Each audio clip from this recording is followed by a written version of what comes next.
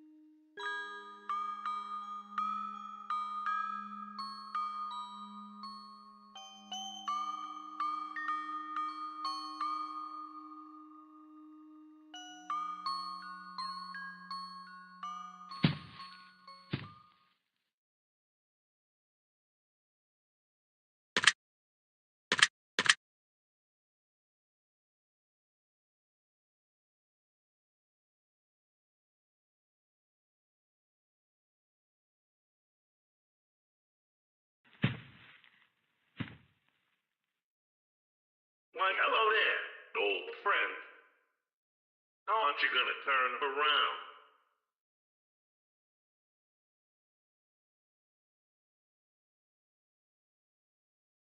Look who it is. Sportsy. I knew you'd come back. I knew I could find you. Sportsy,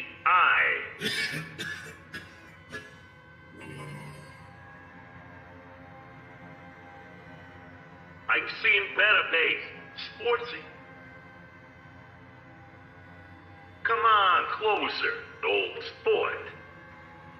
It's been so long, and my eyes haven't been so hot these past few decades. Kind of maggots fucking love human eyeballs. Who would have known? They seem to be crazy about me in general, lately. An awful long time.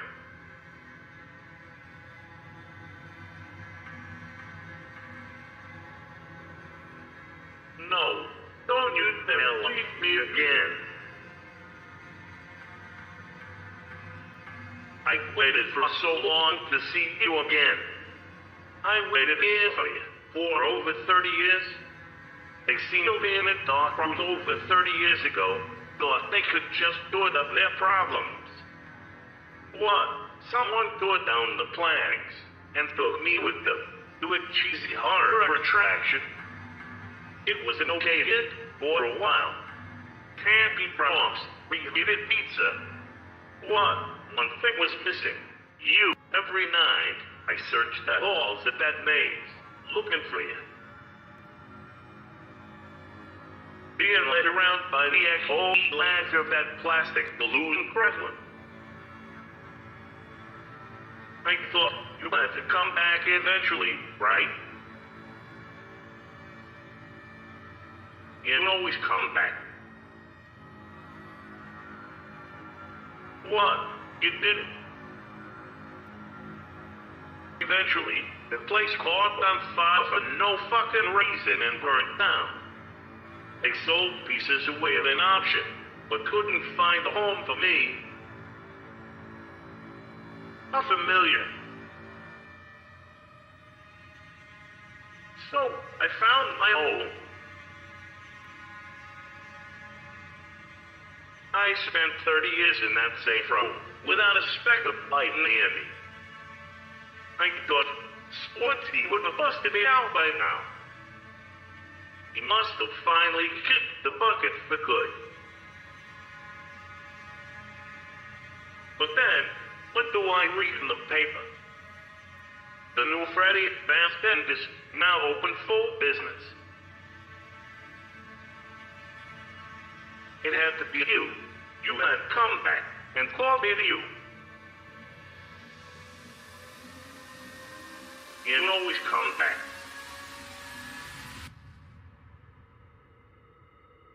I knew you wouldn't leave me. Let's go home, Sportsy.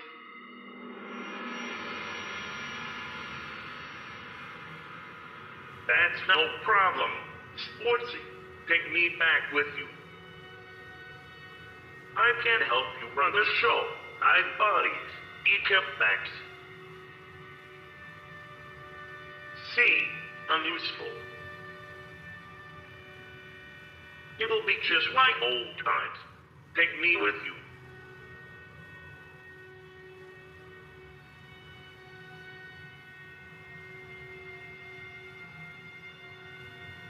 Don't say that, old sport.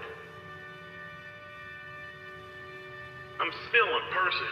I just look different now, is all.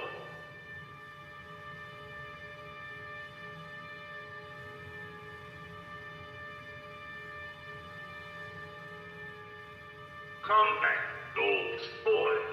Don't run away. You come.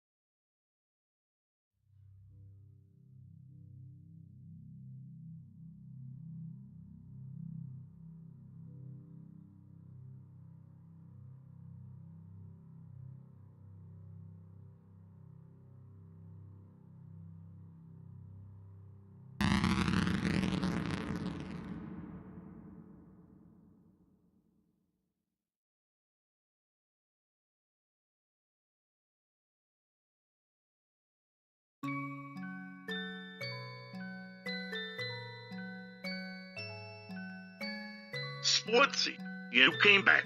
Thank God. I was worried you'd leave, and it's fantastic to see you again.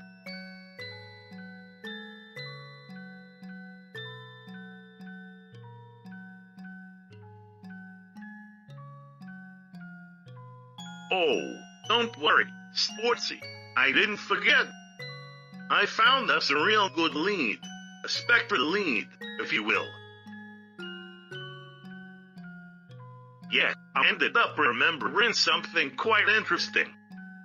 You remember that horrifying fucking puppet that Freddy Fazbear's kept in that damn music box, right?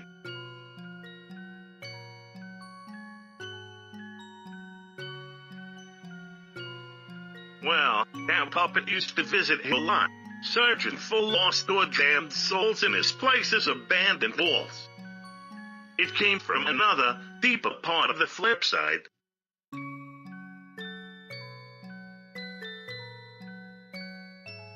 You didn't think that this was it, did you? This place only covers like 3 old Freddy's locations. The flip side, much like the surface of the earth, or an onion, is layered. The deeper you go. Well, I tend to stay as close to reality as I can for a reason. It's been so long since I've seen that puppet, or ventured beyond this part of the flip side.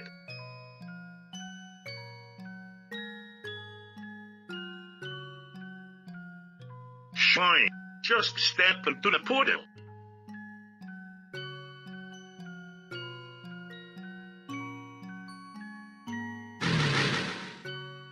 Why, that one, of course, old sport.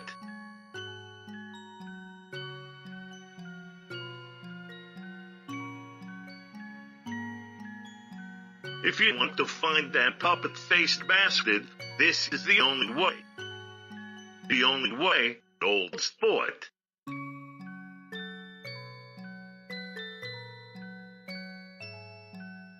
Ladies first, Sportsy.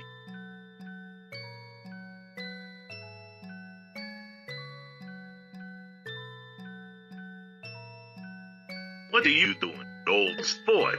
Is this your first time using a portal, or something? One tends to jump into the front of a portal, Sportsy, not the back. Ladies first, Sportsy.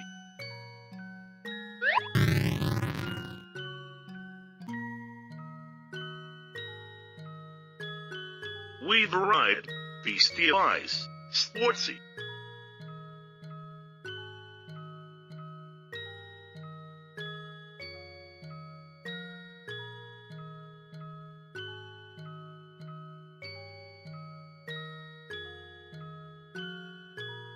Yeah, don't say, Sportsy. This realm represents any Freddy's locations that were built in the late 80s, I believe. So, plastic robots could be lurking around anywhere, and you know as well as I do that just one's bite.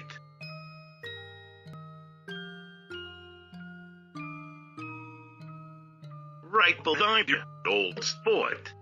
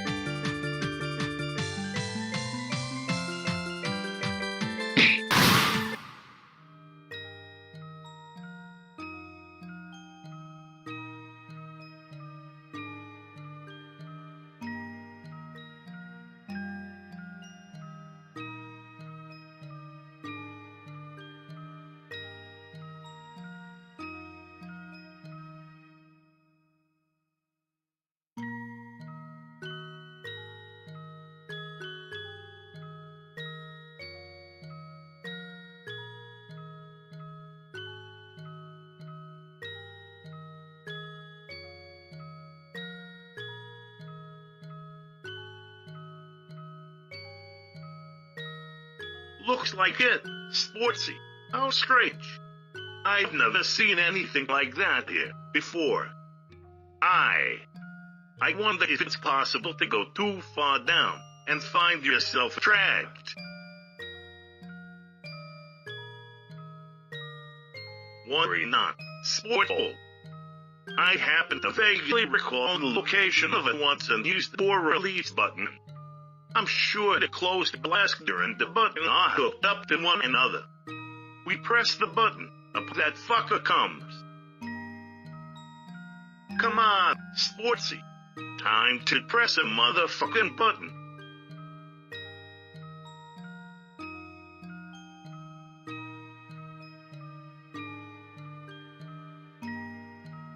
Oh, good lord, this thing. They had to stop shipping these things to the Freddy's locations. Why on earth you'd want a plastic robot that can tell kids about dead orphans and rattlesnakes is beyond me. All it takes is for this thing to correctly predict when one customer is gonna die. And you have a murder lawsuit on your hands.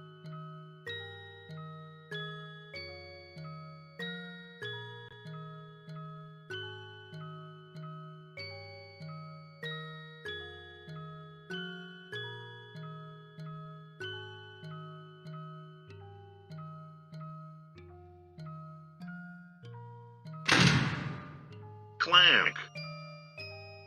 That ought to do it, alright? Come on, I've just realized the perfect place to check. If my suspicions about this ethereal location are correct, this place should have a prize corner. If any room in this place is unimaginably and horrifyingly haunted, it'll be the one.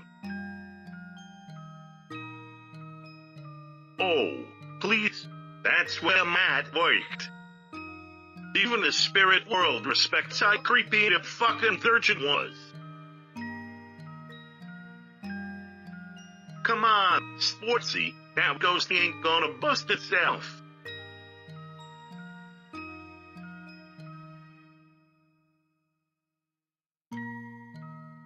What a miserable looking barbet. At least 3 customers have given birth to these things. Child murders aside, Freddy's was an incredibly fucking cursed place.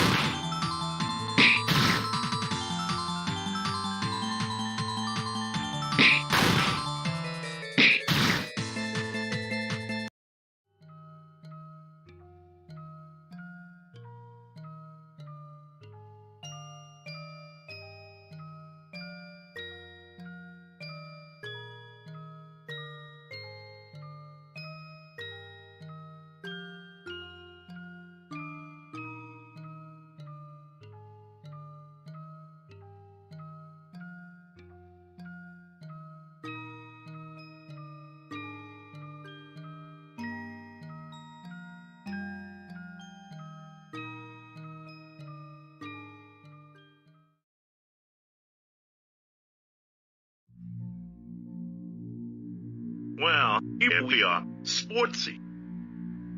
The prize corner. Look at that counter, in all of its horrifying hauntedness.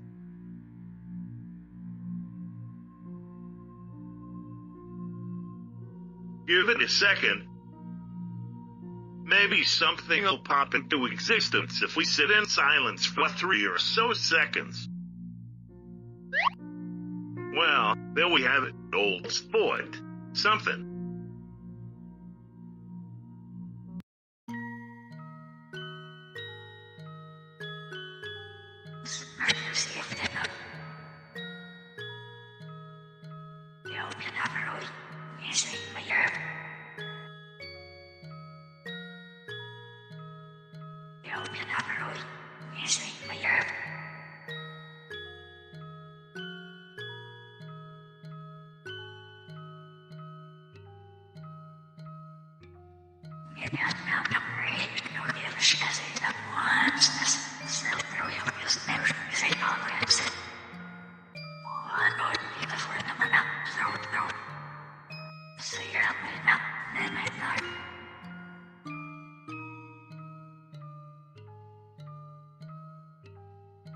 Wait, hold on a second, Sportsy. Why are you calling that thing D? Isn't that a human name for girls? Why on earth are you calling it that?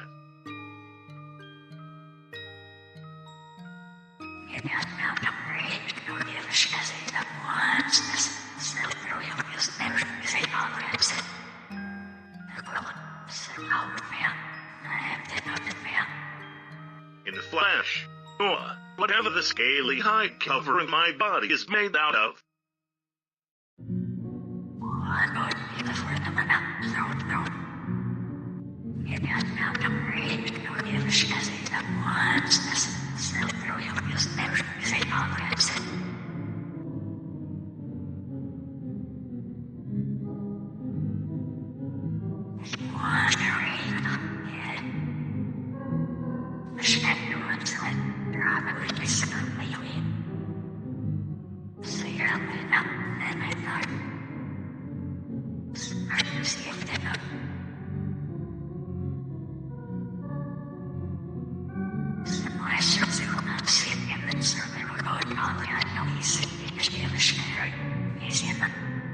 D, relax.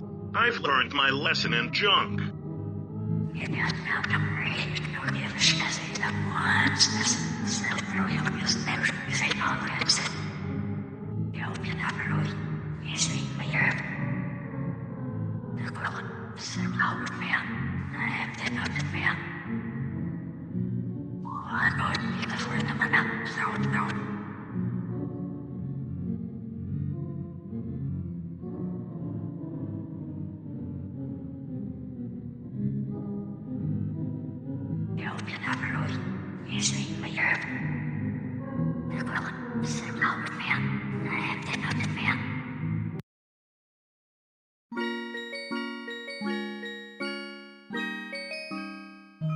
I'm aiming for this thing some fucking noodle lips.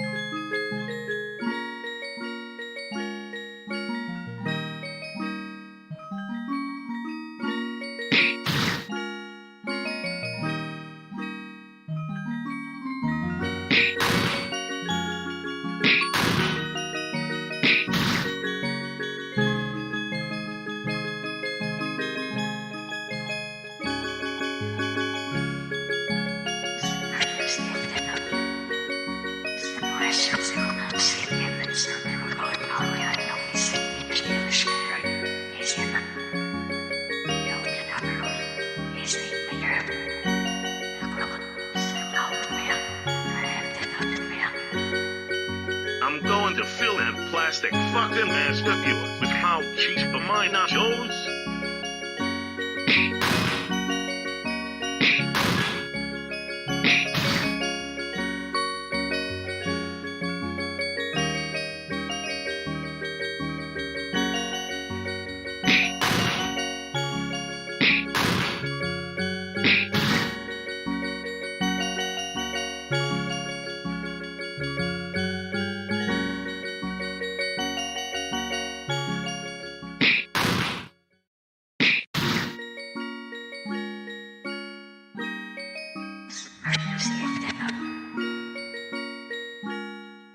Hey, don't talk about my orange baby that way.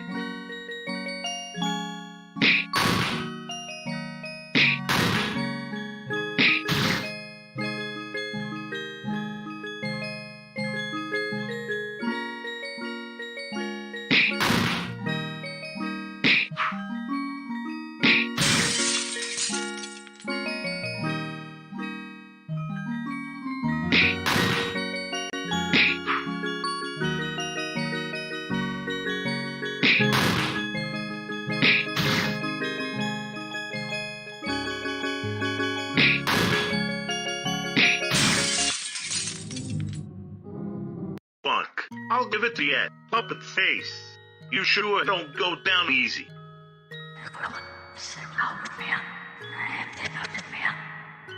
Wait, should I have known that?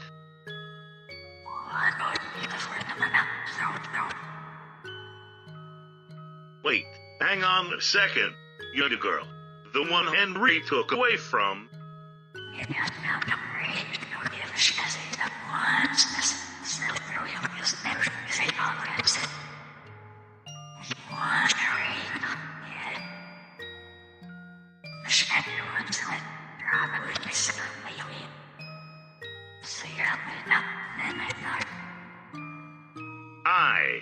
I was never okay with what Henry did, I swear.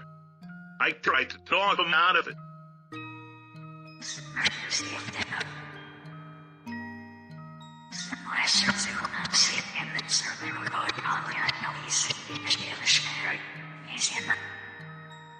What? What do you... Sportsy? How did you know what that thing's name was?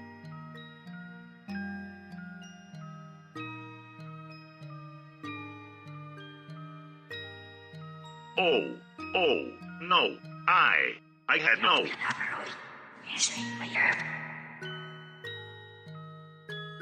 What?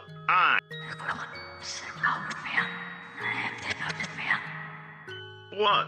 Henry told me.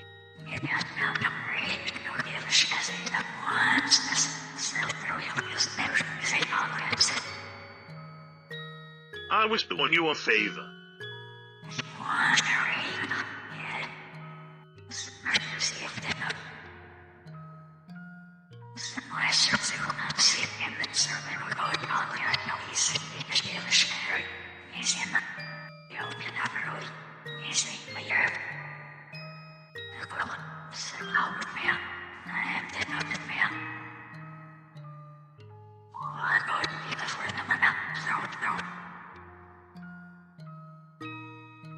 I do remember my own childhood, if you could call it that.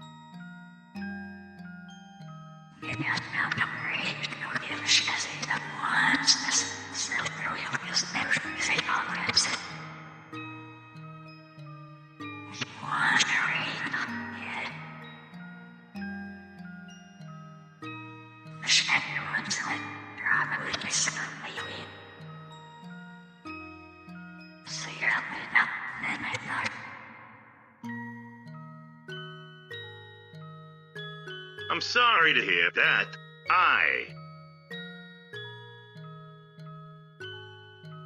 I take it Jack is Sportsy's true name, then.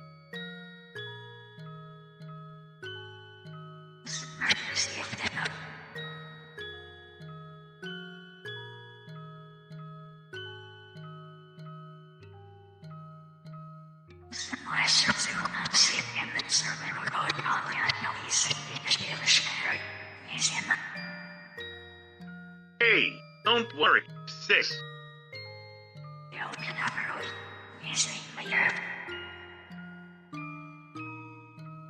I know how you feel. I never had any parents either.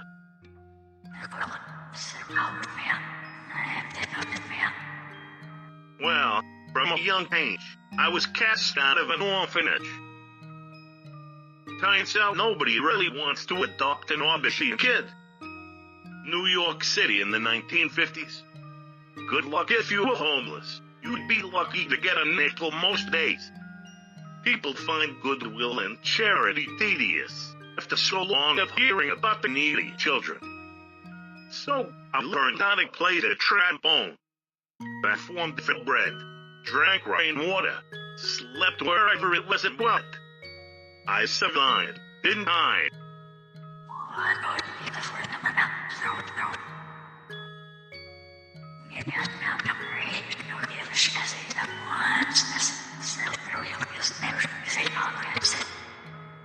Well, I ran away from home. Went rogue, traveled for a while through upstate New York. Drank rainwater in Utica, steamed hams in Albany.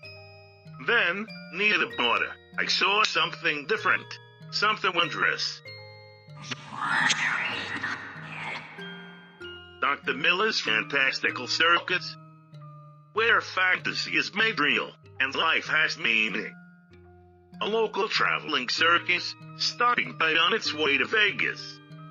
I snuck in, not having a ticket, and my God, quite the place, let me tell you. Hot dogs, clowns, lions, excitement. And in the center of it all stood the ringmaster. A stout fella, pink complexion, in a pinstripe outfit, with his signature hat and bow tie.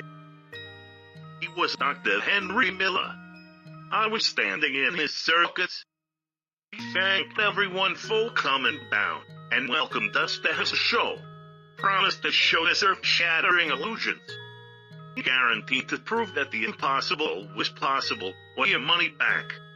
Granted, I snuck in, but I was intrigued by the claimant less. And boy, did he make the impossible possible. Cannons fired on instinct, as if they were sentient. Trapeze artists levitated from bar to bar. Every damn act shattered at least one thing that I thought I knew about reality. The circus itself traveled west, and then south, hitting several stops in the Midwest. I followed the circus around, getting a good view of the show most nights, and every single show was incredible. Henry even had a clown persona that he'd done occasionally, got on really well with kids. That guy knew how to act.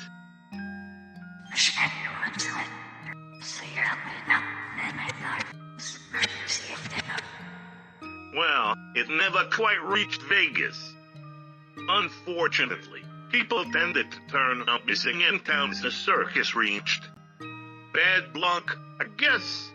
The police called it off and arrested the lion tamer. Since the disappearances were investigated as murders, I heard that guy got put to death. Serves him right, ruining Henry's circus, filthy drunk.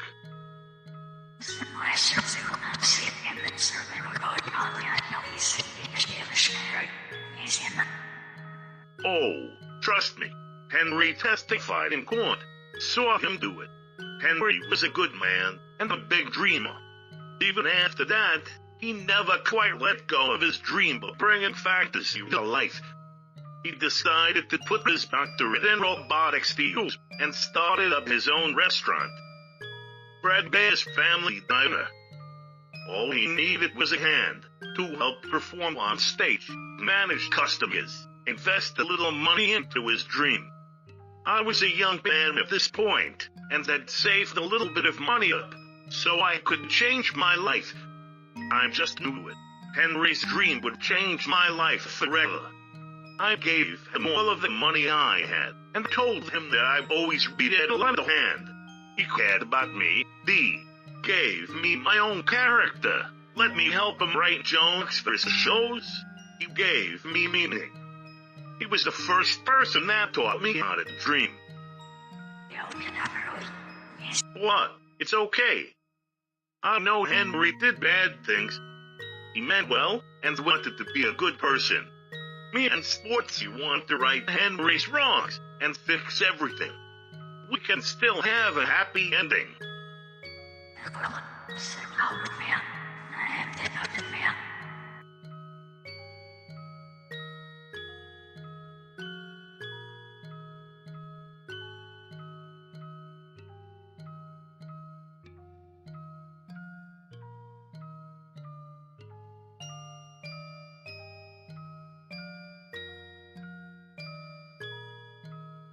C. I'm useful.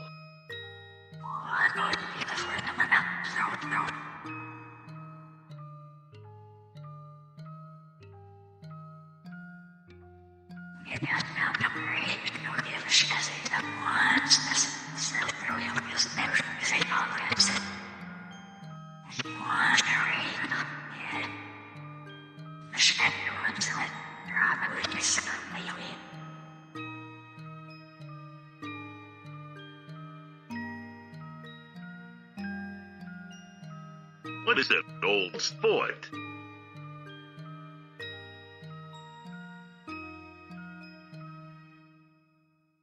What do you mean, sportsy?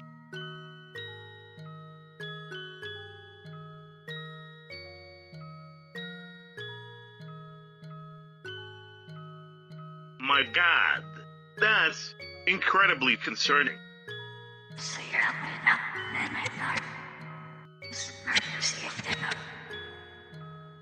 D, that ain't me. That's the part of my soul that can't let go. Couldn't even let go of my own dead body. Sportsy, I'm gonna keep an eye out for what my reality incarnate is up to. Keep your guard up.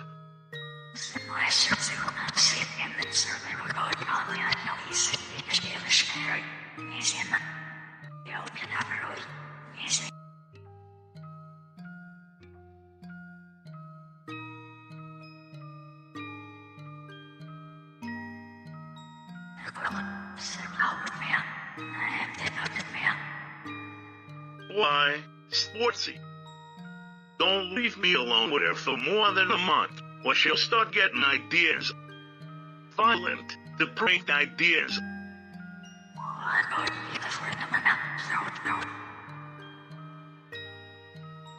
Oh, please, if I had 1 foot long noodle lips, I'd do some.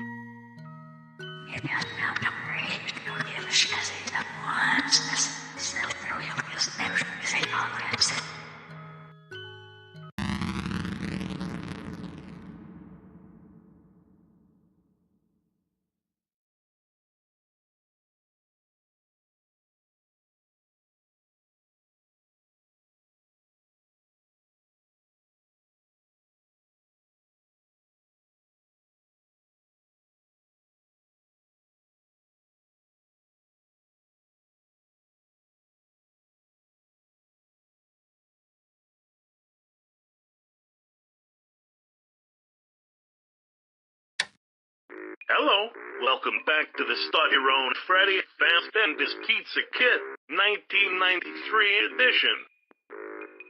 Let's cut the shit, old sport. I know you're listening to this. Who on earth would buy a franchising kit from a company that killed dozens of innocent children, aside from you? We are a family, old sport. You were lost, but you soon will be found. I'm going to come find you, old sport. I'm going to come find you.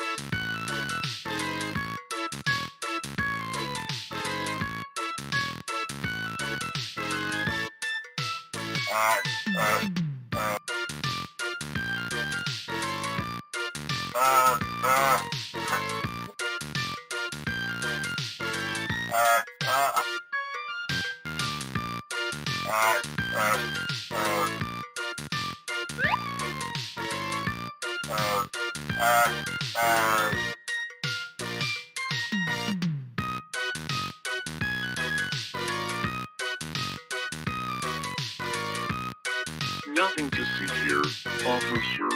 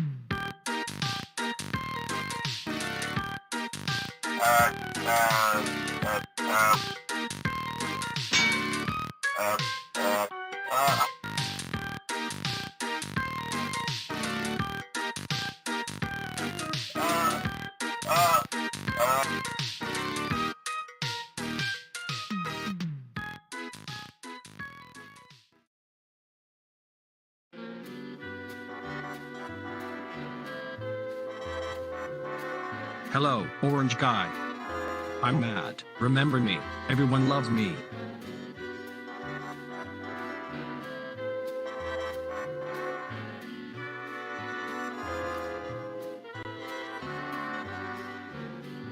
You also look the exact same as you did 35 years ago, minus the suit that you're wearing now.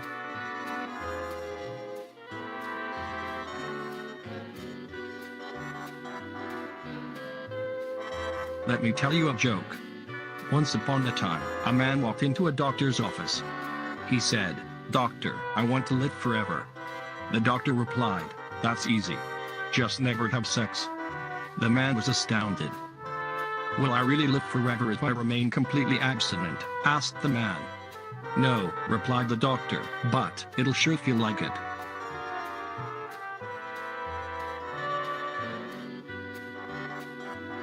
I can't feel my face.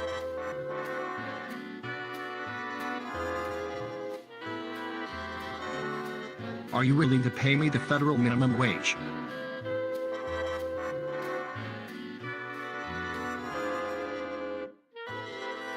That's more than the other Freddy's locations offered me. Alright, fine, we have a deal.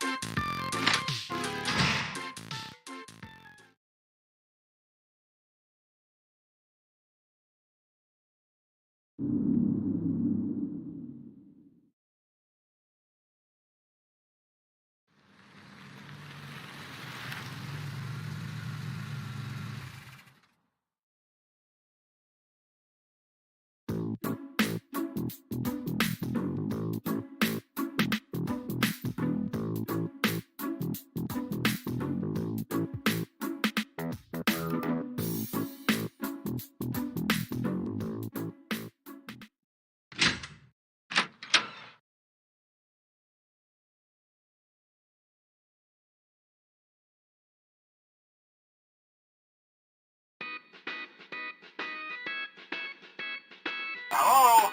Hello, hello?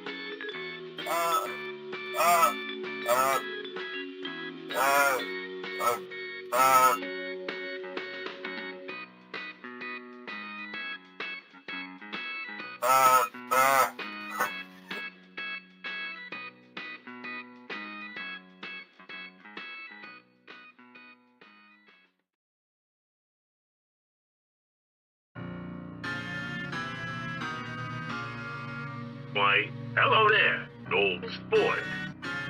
Miss me, Sportsy.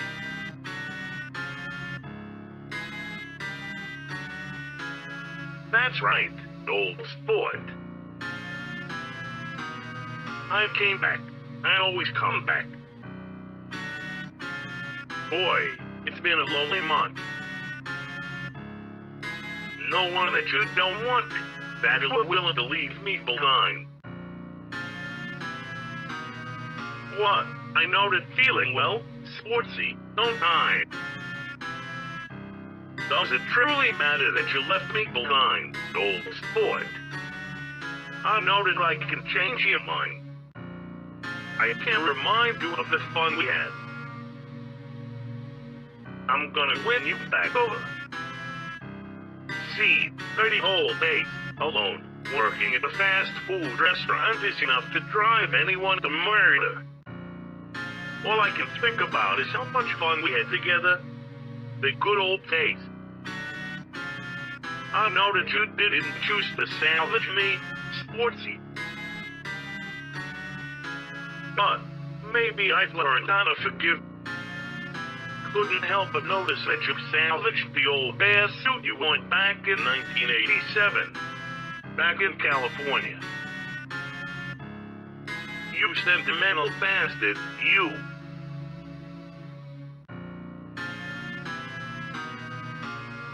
Sportsy, do you remember the good old days? I know you still do.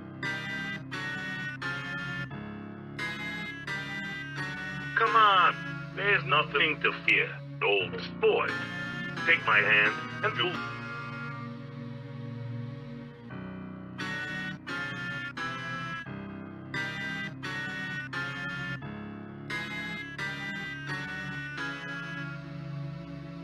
Sportsy, you hate this place.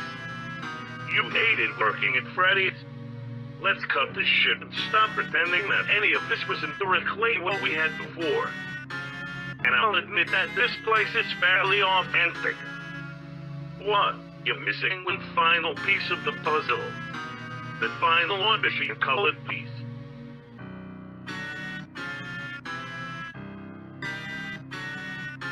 Old sport, it'll be so easy. It'll be just like before.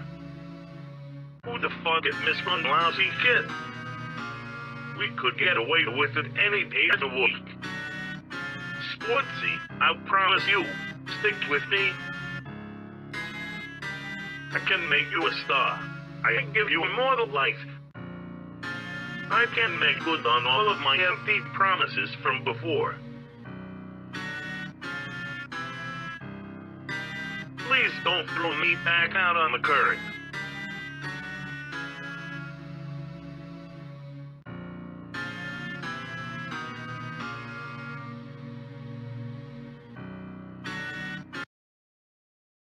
Sportsy, you don't don't? Oh, let me tell you, you have no fucking clue what you've just done. So, you ditch me in that rotting pizza joint, and then once I find the way inside, you decide to fuck me out onto the curb. Sportsy, honey, do you really think I'm gonna give in? That I'll let this go? Mark my fucking words, old sport. We are a family, and the family doesn't give up on family. A kid is gonna go missing here, old sport. And mark my fucking words, you are gonna learn what it means to lose something dear to you. I will come back, old sport. I always do. Goodbye, old fuck.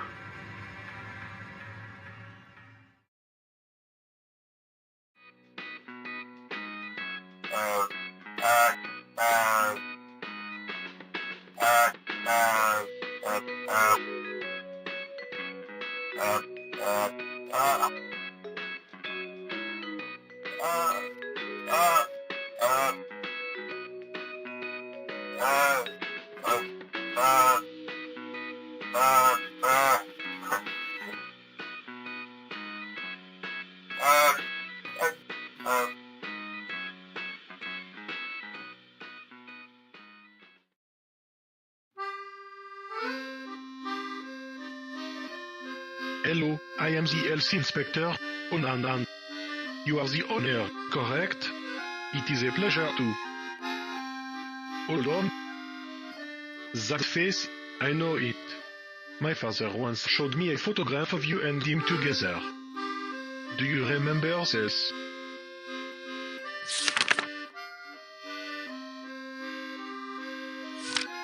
He said you were awful, and you made him explode.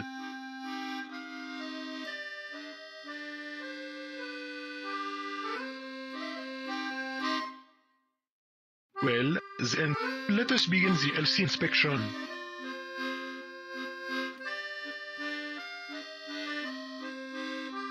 Yes, I've seen nothing but this room for the last 10 minutes.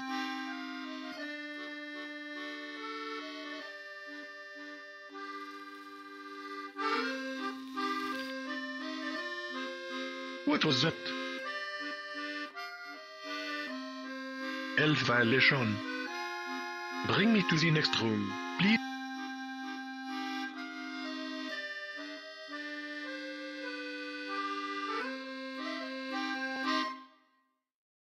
Are you stalling for time? Is it a yes? I would like to see the toilets.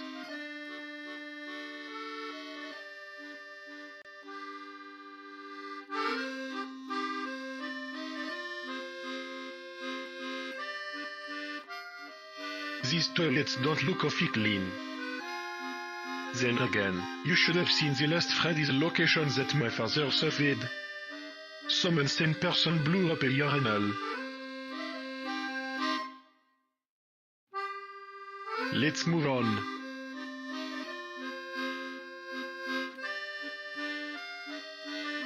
Why not?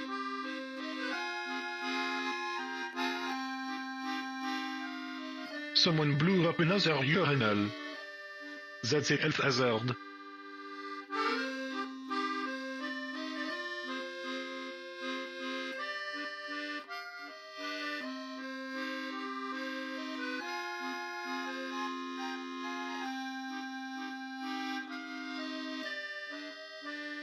Who is that?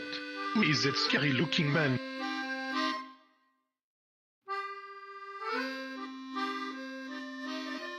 Hello, Matt?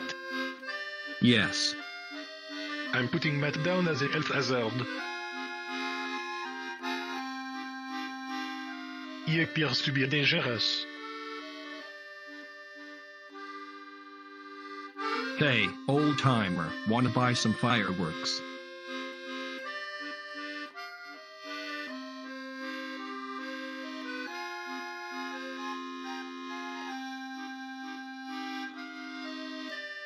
Okay, the tour's over. Look, I'll be honest. It's amazing that the roof hasn't caved in yet, with the amount of rats, mold and asbestos above us. This place is dangerous. Every second we're here, our combined life expectancy falls by at least 3 minutes. I'm going to have to shut this place down, like, right now.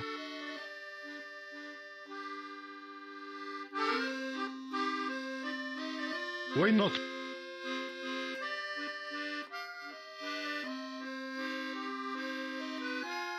How about no? Well, it is my son's birthday next month. If you host this party here free of charge, I'll let you guys off the hook.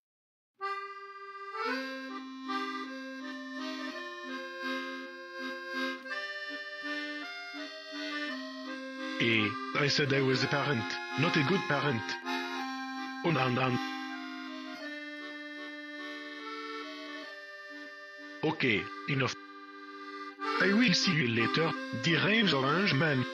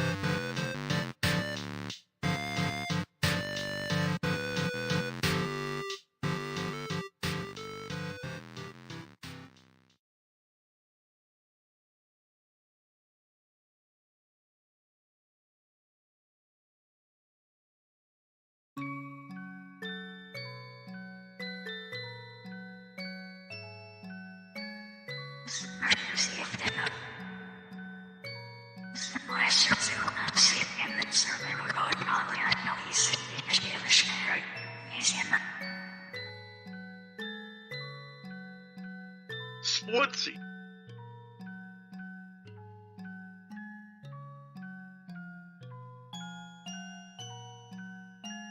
Oh, sport. I've been watching reality me, and you made the right choice today.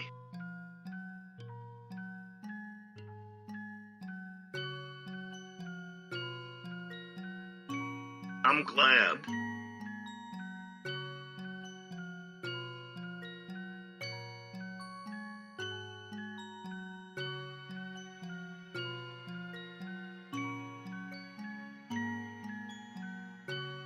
You did the right thing, and now we can continue our work. I'll make sure to keep an eye out for any of Reality Dave's future shenanigans.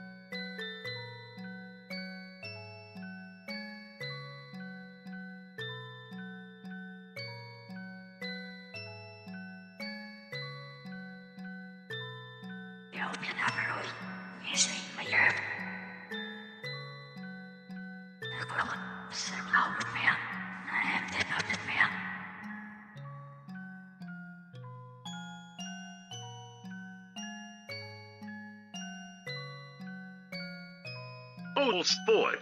Do you remember the phone face that worked at that Colorado Freddy's location that we also worked at in the late 80s?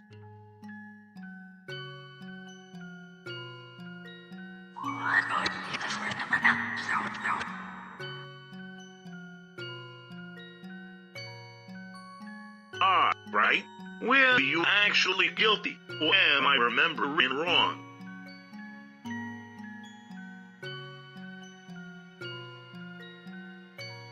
Oh, I see.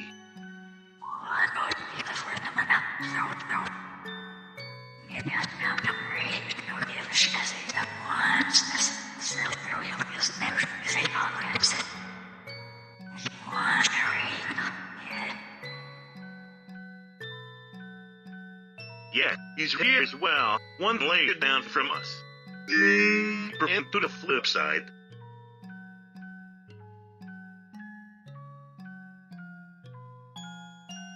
Well, that's what we're asking you, Sportsy.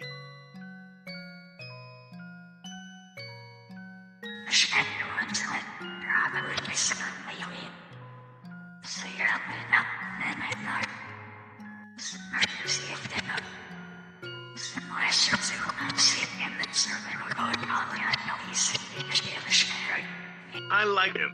He didn't give a shit. Didn't treat me like I was subhuman. As far as buzzes go, he was one of the better ones I've had.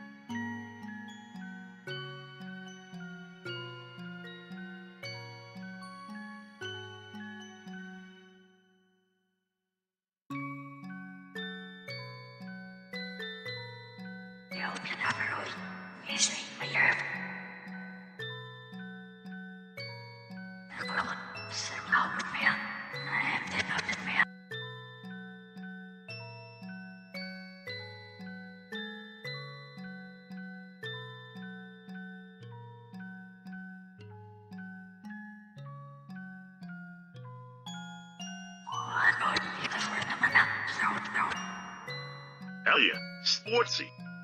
We're gonna see your phone face again.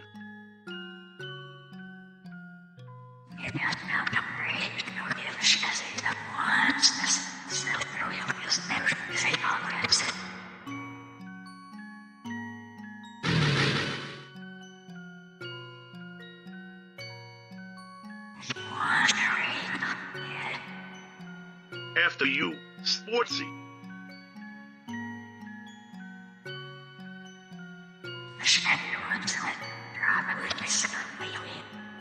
No, Sportsy, just ain't too bright. Clearly.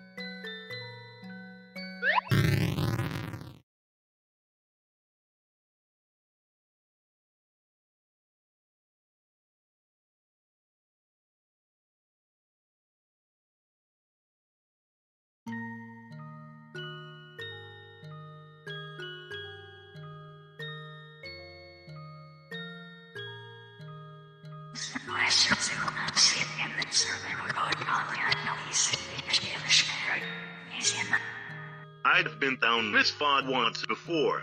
Keep your wits about the end. Only doesn't take it kindly to visitors.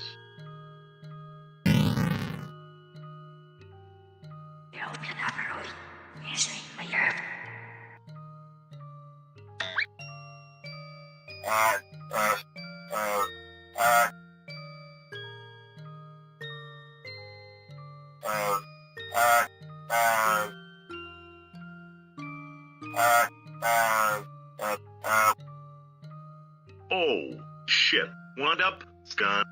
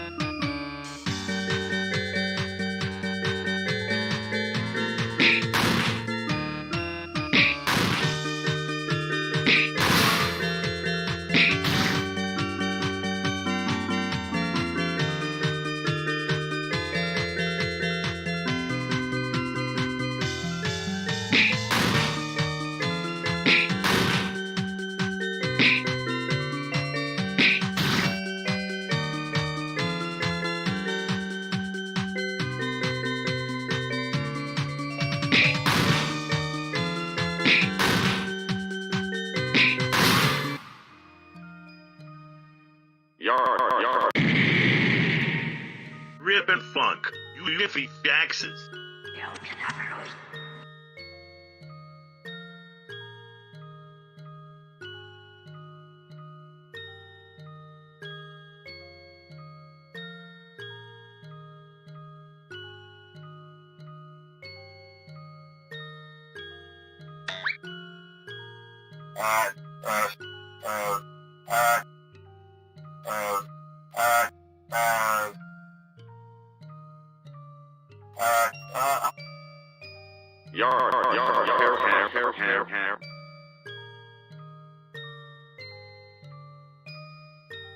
Like fuck, I'm gonna let off-duty canyon trip this fucking time. Let's fucking do this.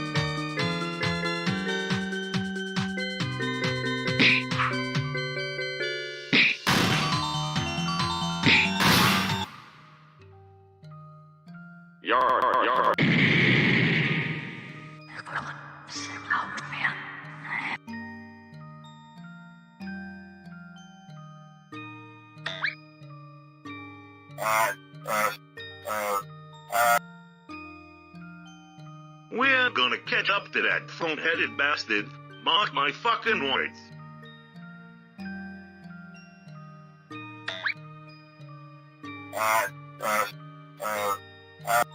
Yes, we do. You phone-headed dog.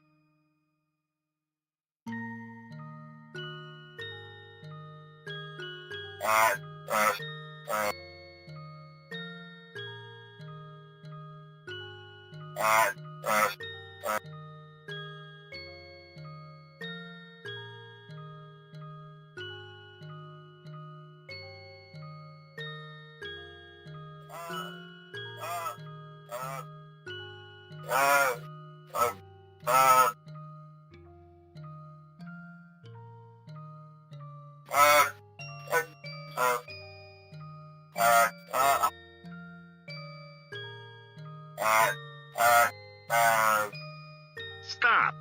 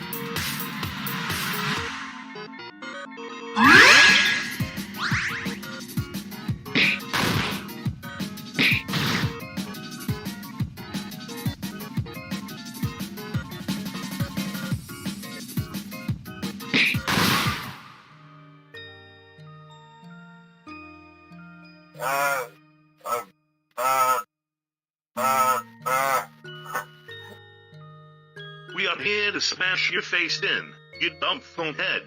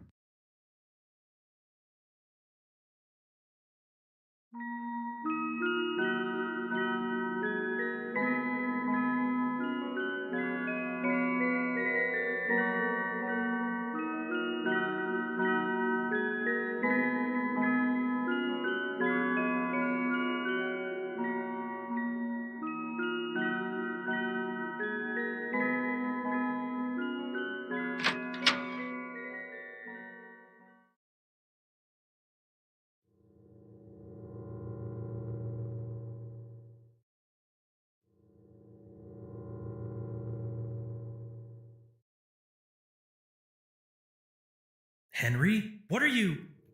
Oh God! Stephen. Henry! Are those... So it was you. Those 5 kids over in Utah. That was... What were you thinking? Now I have Step to... aside. Excuse me? Step aside. I'll be leaving now. What? No, like hell! You just murdered 5 of our customers during peak business hours. Like hell I'm letting you leave. I see you want to do this the hard way. Henry, what the fuck are you doing?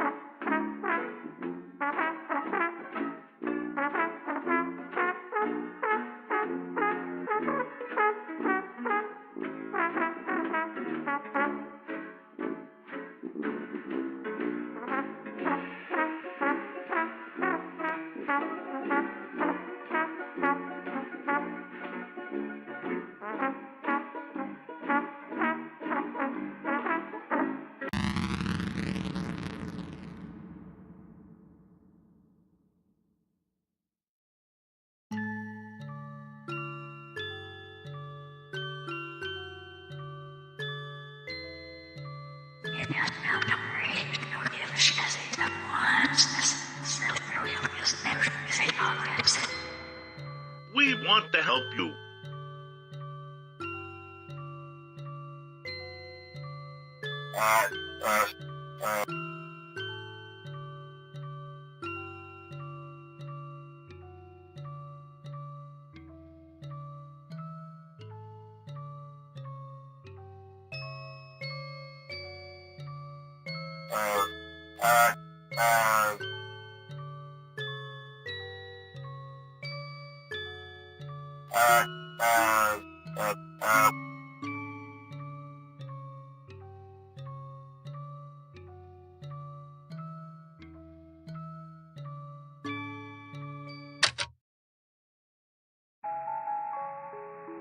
Jack, there's no saving people like me.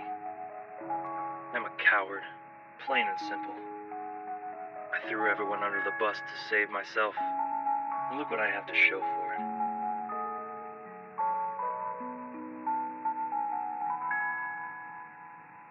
You've spent so long pursuing me, wondering if I can be saved. You never once stopped to ask yourself if I even deserve to be saved. I deserve this.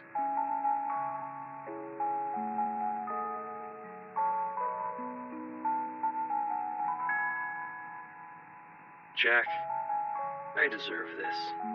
You know I deserve this.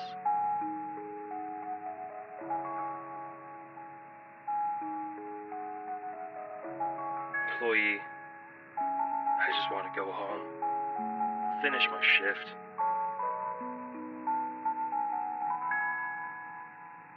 I think we all do at this point. I never wanted any of this to happen. I just figured that somebody else would just fix everything. That things would just sort themselves out. That I'd get to see a happy ending.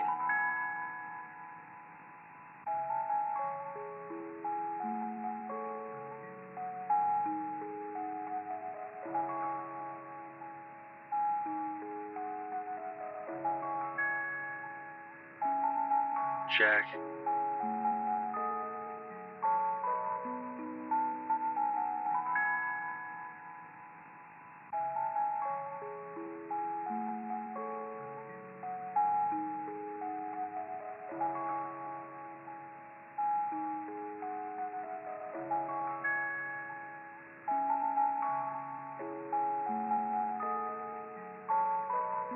Jack, Dave, I'm so sorry for all of this.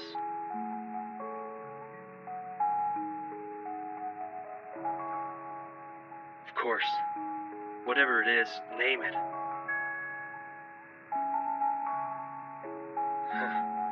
You really aren't going to let this go, are you?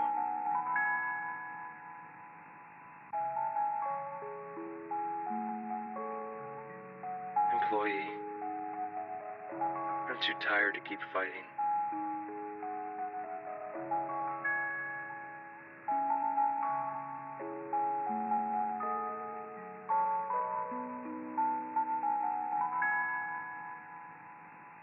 I do.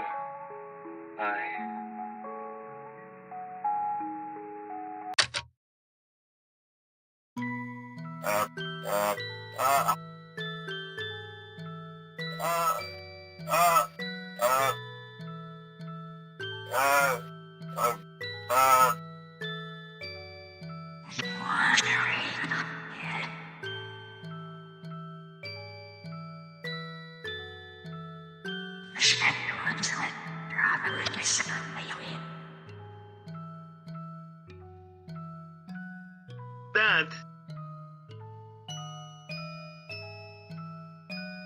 I knew that Henry liked to have a good time and all, but that sounded malicious.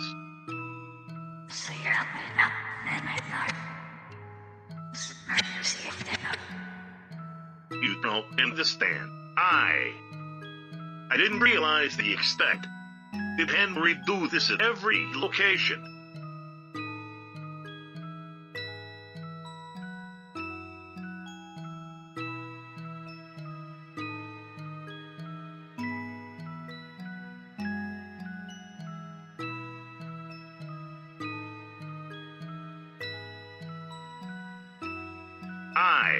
I think I've got some stuff to think about.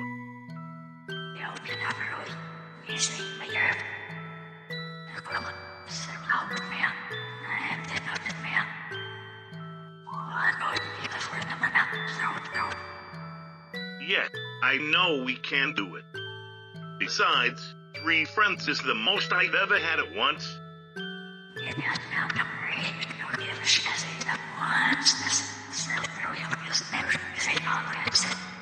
As if the arrangements are puppet counts.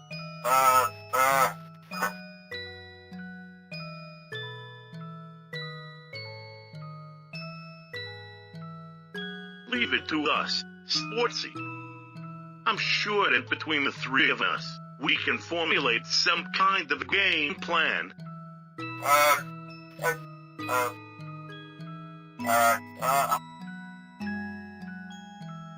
Stephen, may I remind you that you have a phone for a head? uh, uh, uh, None in particular. I just felt like reminding you.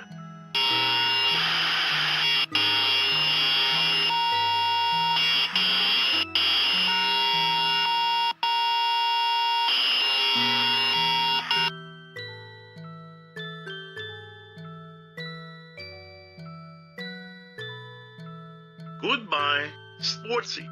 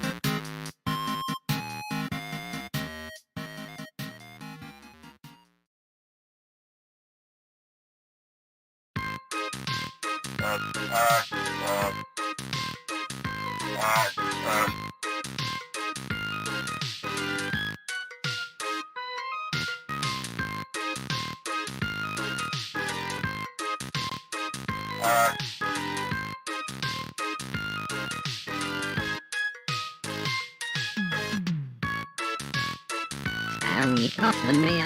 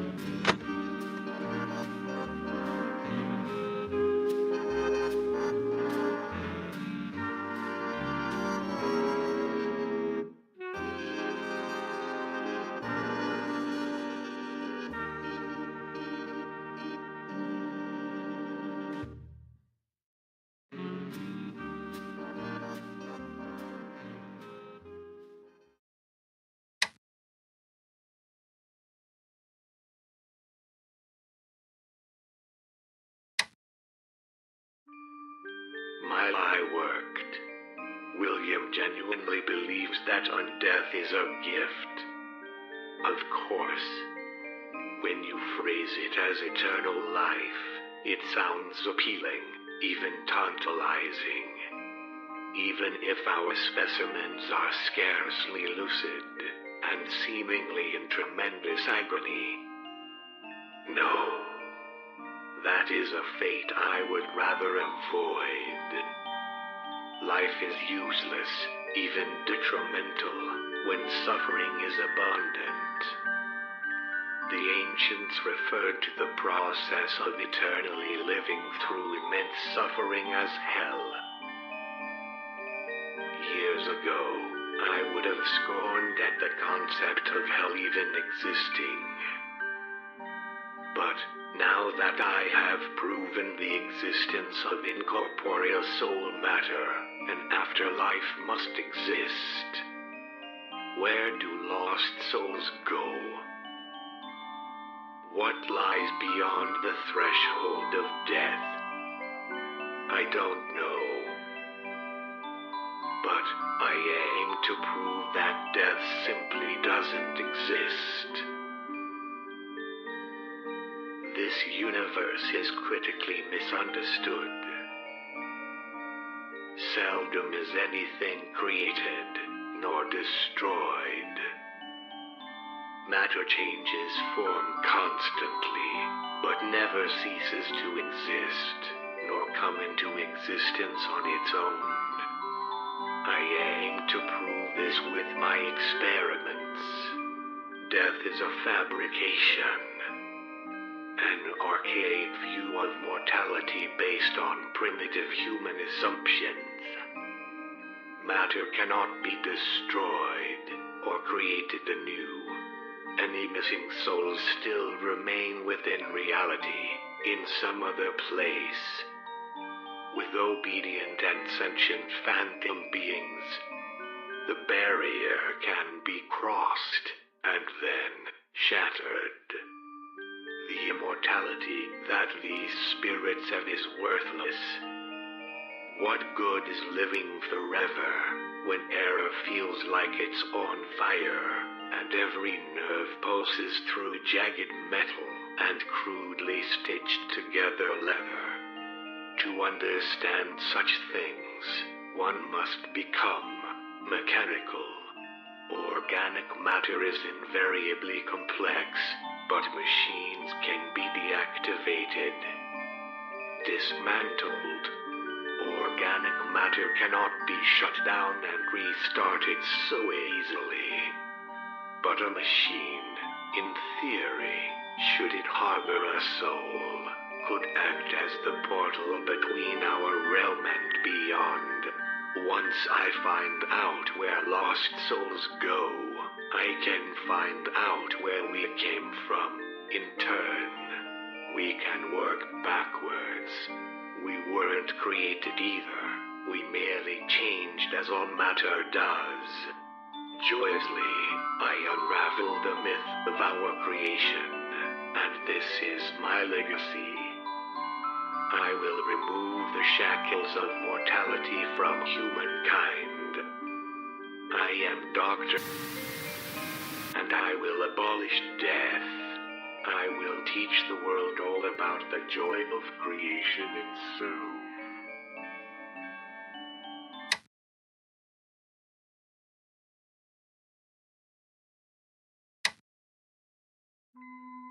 On opening night, William's suit failed during a dress rehearsal.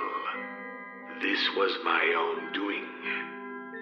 I intentionally misdesigned the spring-loaded retention locks in William's suit, knowing full well that the spring mechanisms inside the suit would fail, with him inside.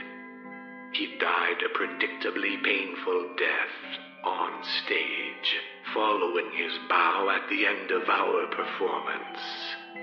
What a moron. But the end result was fascinating, and an eventuality that I had never considered. Despite steel rods piercing William's flesh and puncturing his lungs, William still walks amongst the living. At first, I considered that William may be somehow immortal, but soon enough, I noticed a minor change in his physicality. William has done something that no spirit has ever done before, to my knowledge. He has repossessed his own corpse. My original intention was to give William a nudge later down the line, and have a then freshly deceased William take the blame for the kids that we abducted. But this result is far more interesting. William seems to be utterly devoted to me. My current theory is that he repossessed his own body out of desperation. He essentially re-entered his own corpse, so he could keep going as if he never died. Most peculiar. William will stay as my partner. This development will advance my work by many months, perhaps even whole years. William's soul is both extremely unusual in the manner in which it possessed its vessel, but also in the fact that he has no idea what I've done to him, unlike the others. He will do anything that I tell him to do. He will act with complete obedience. William foolishly thinks that he has hidden this from me, but I can assure you that I can use this to my advantage. What would happen if William was to die again and repossess the same vessel? What if I were to damage his brain or remove his organs whilst he slept? Would he keep repossessing his old body just to stay with me? How far is this soul willing to go for me? How much pain will this soul endure just to stay here with me? If his soul was to pass on to the afterlife, could I trust it to come back?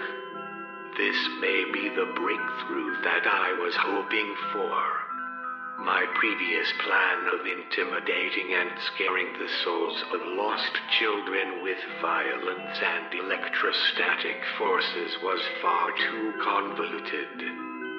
William is the only test subject that I need now. The trust that William has placed in me is ill-founded. Now, my work can truly begin.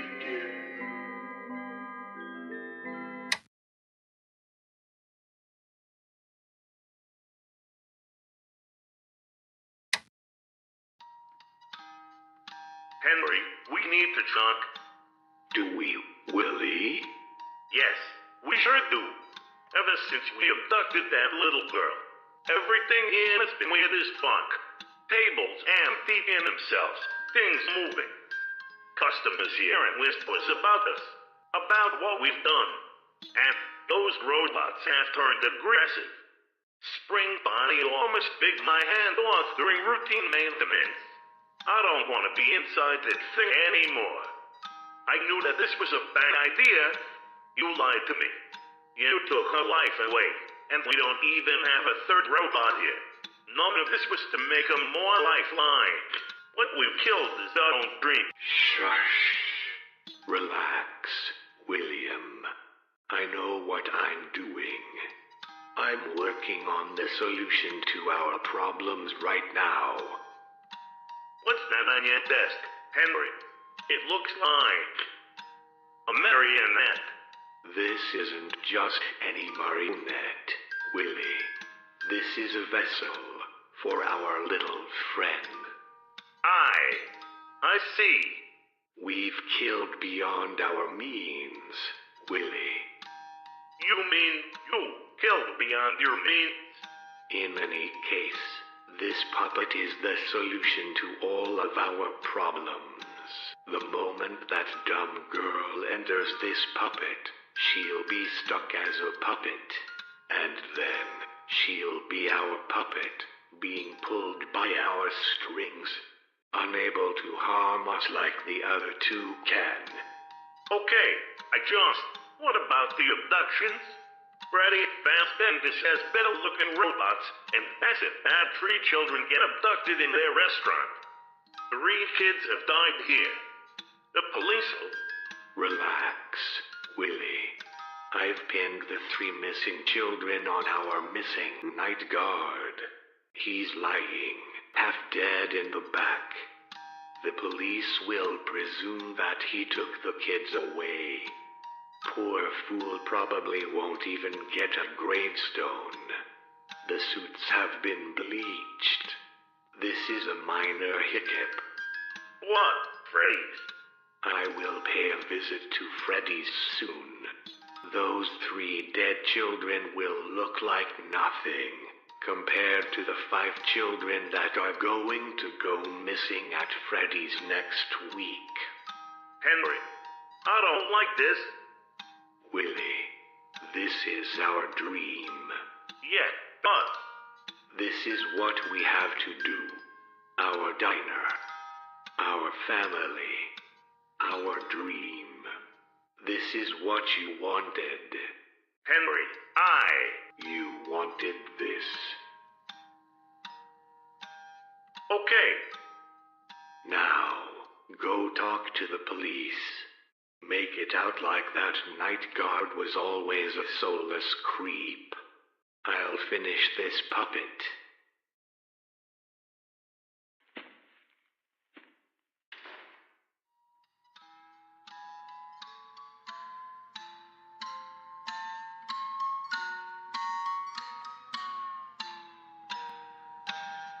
The clock stopped, never to go again, when the old man died.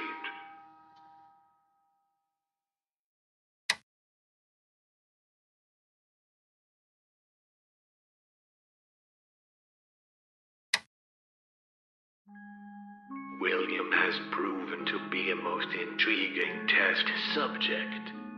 From my possessed animatronics, I've noticed that souls seem to be capable of retaining a limited amount of memories. Upon interacting with my victims, I realized that they seem to remember who I am, occasionally, and respond with defensive, animalistic aggression. Unfortunately, this memory doesn't seem to apply to all human behaviors, such as the ability to speak. Granted, Fredbear's lips are unable to curl into the shapes needed to imitate human speech. But William has not seen a single attempt to speak come from the animatronics during routine surveillance. Fredbear growled at him once, but that hardly counts. Thankfully, William has provided me with a way to quantifiably measure how much memory and what kinds of memory are retained in the soul. Once a month, I anesthetize William and remove one of his vital organs, or typically a portion of his brain. Usually, tissue from the frontal lobe, due to it being a generously accessible mass of neurological material. Surprisingly, William doesn't seem to be suffering from dementiated memory loss, but rather a shift in personality. His conscience is unburdening itself, and he has begun to ask substantially fewer questions about the ethics of our work. At any rate, at least I know a cure to William's incessant whining. I've begun to leave William alone with the animatronics at night.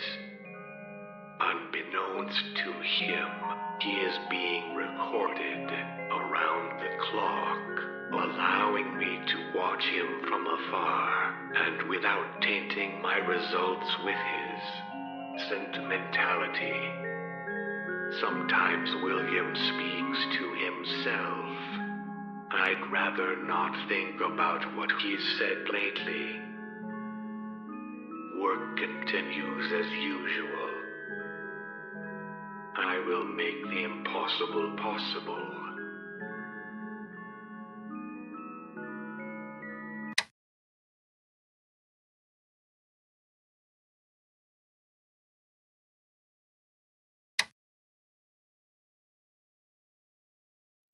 William is a useless excuse for a test subject. His crime has burdened my analytics, and he no longer shows any rate of change, even with entire internal organs being removed. Even without a heart, he is unchanging, unyielding. I made the mistake of telling him about my deceased son, David. And now William has run wild with the idea of replacing him, and for me to become the father that he never had. William is a monster. My monster. And I don't want him bearing my name, no less my son's. William cannot follow simple instructions, cannot control his emotions, and is too afraid to leave his own rotting vessel for even a second, even when incentivized with controlled shocks. I'm going to abandon William, leave him to mop up, back at the diner, under constant camera supervision. I need to properly gauge how he copes with abandonment. I will continue my work and claim victims in other Freddy's locations. Just as the invasive cuckoo bird lays eggs in the nests of other birds, I shall claim victims at competing Freddy's locations, forcing them to maintain and monitor my test subjects. Another advantage of a lower density pattern of victims is their inability to gang upon me in the same place. Once enough souls are collected, I will have a substantial number of souls to produce the machine that I have hoped to build from day one. A machine that can successfully take an adult male from our realm to another, and back again. Soon, I aim to no longer be in this realm at all.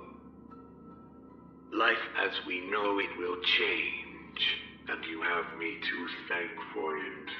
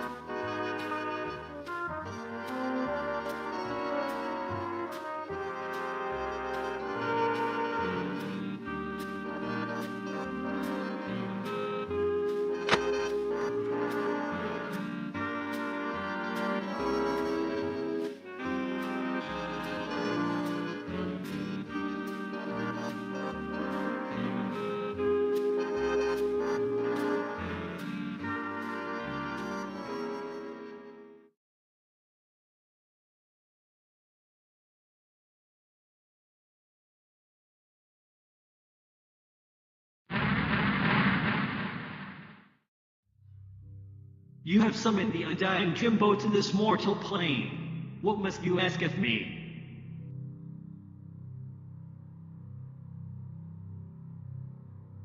It's like the gym, just after closing time. Except the vending machine doesn't work.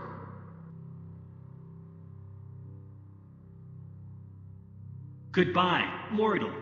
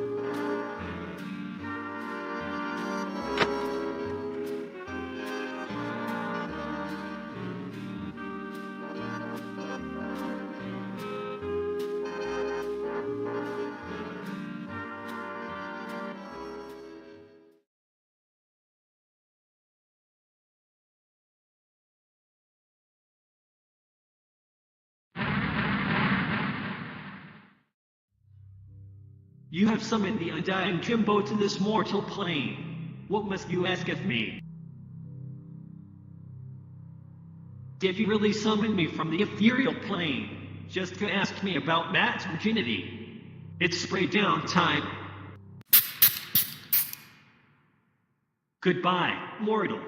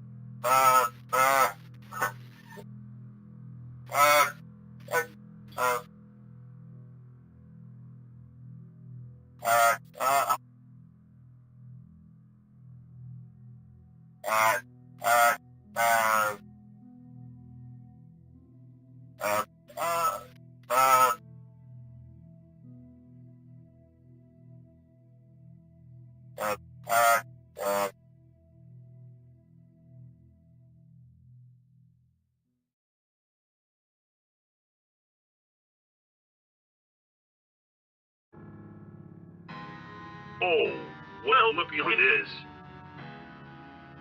So, you found me. Bravo. Where else would you slaughter a gondola, old sport? That's what the room was built for, wasn't it?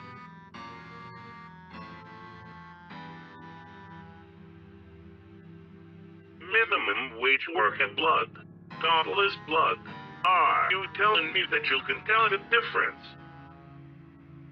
Can you taste the difference, old sport? Sounds like you're the weirdo here, Sportsy.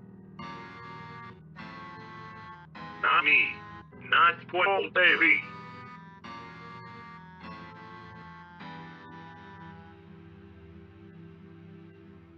Oh, get down off your high horse, Sportsy.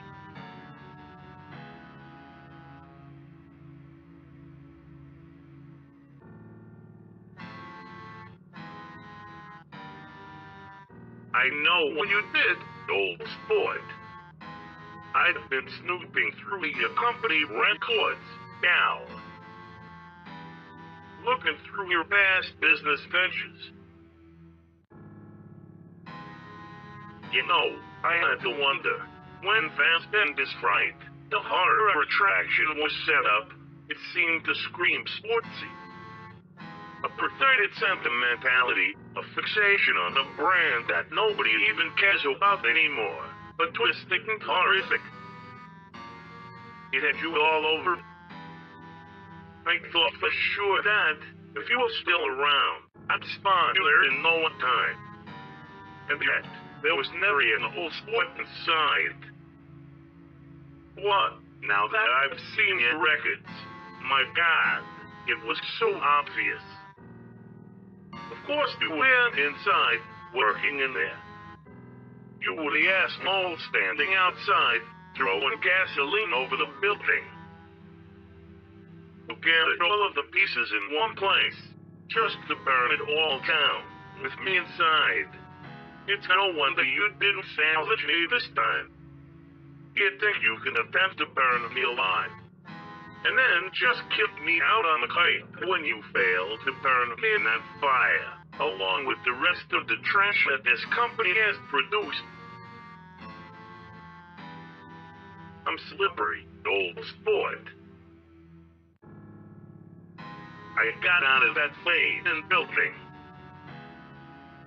I didn't whine, and I came back. I always come back.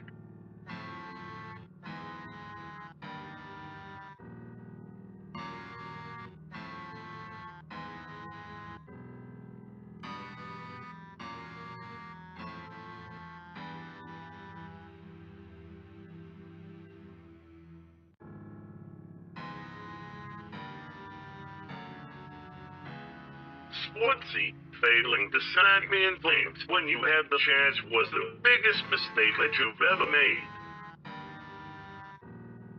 This kid's gonna die because of your bad choices, Sportsy. You're gonna know what it feels like to brain, like I did.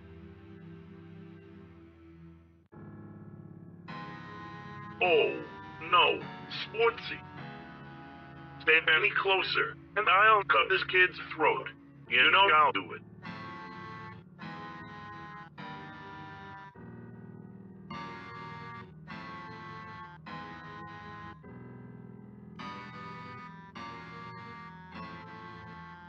Down in my element. I don't care if there's 1 million kids out there, or 1 billion cops. You've chosen poorly, Sportsy. And this kid is gonna suffer great fucking circumstances because you.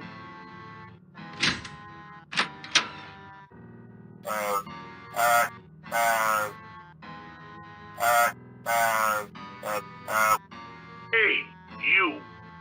Yeah, you. This is between me and your orange in a suit. You get out.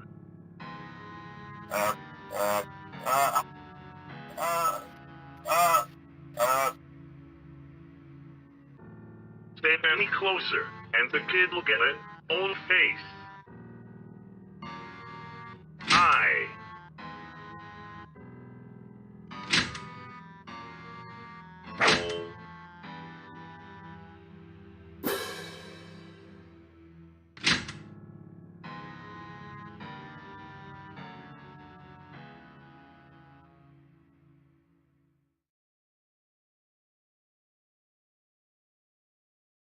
Sportsy, I have a message for you, Dave. It comes not only from me, but every child you've hurt inside any Freddy's restaurant. You're outnumbered. We aren't afraid of you, and we aren't gonna let you hurt anyone else. You're outnumbered, Dave, and we aren't gonna tolerate you any longer. Now get the fuck out of my restaurant before I tear you limb from limb.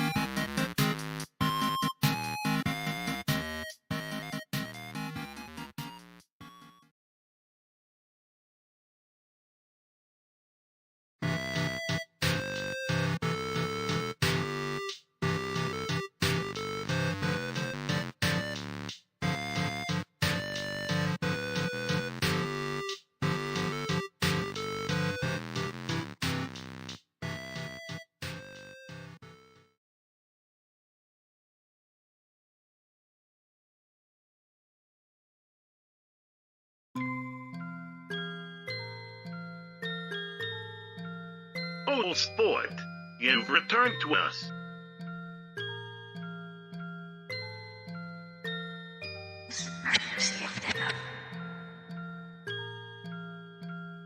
Hello? Hello?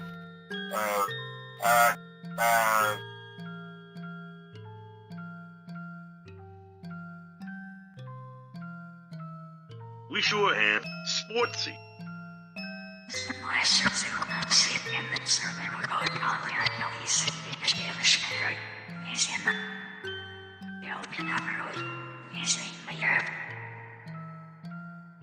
Hey, it's not my fault. I haven't had one of those in an eternity. I have cravings.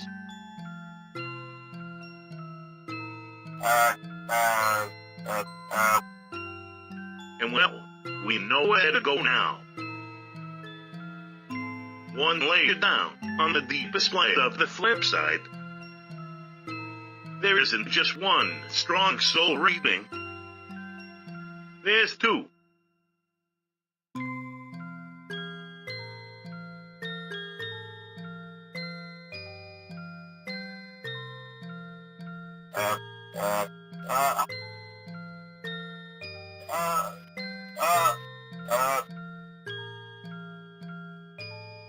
God, I love tinkering.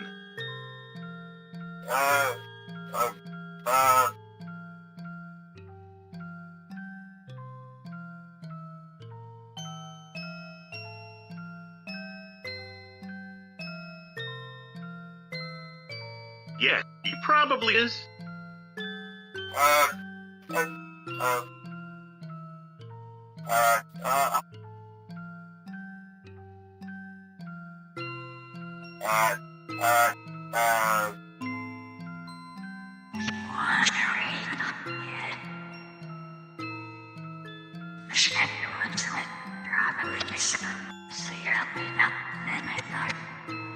Personally, I never liked the guy. What? I'd rather free him than do nothing here alone for the rest of so I'm up for some fuckery. I should warn you though, Sportsy. I don't know what level 4 even looks like. For all we know, it could be full of freaky clowns. What can't this clowns? God.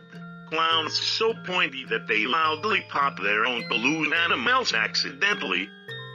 What could be more horrifying than that?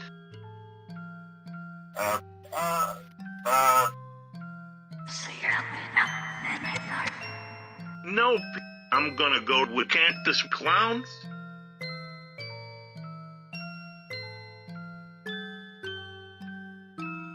No, I've been too afraid to, admittedly.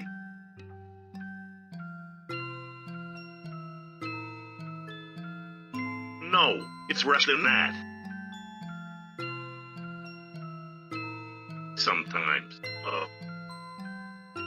well, I've heard that if you get down far enough, well, it's possible to go too deep and end up stuck. Trapped on the bedrock layer. I don't know how deep this all goes.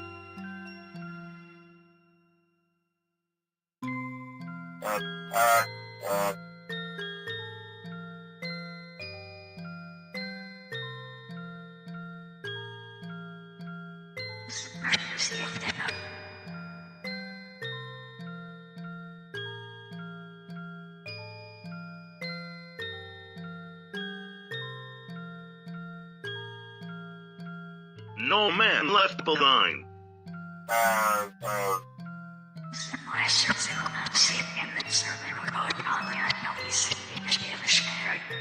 I'm on, Navigator. Good luck figuring out the way without me, puppet face.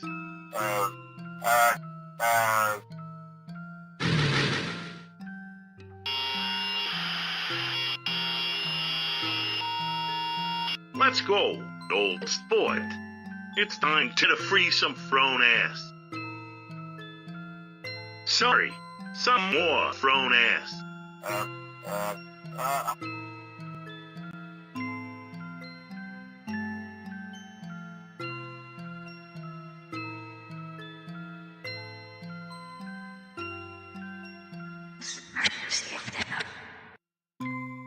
Come on, let's get a move on. Sportsy bottles probably have an expiry date.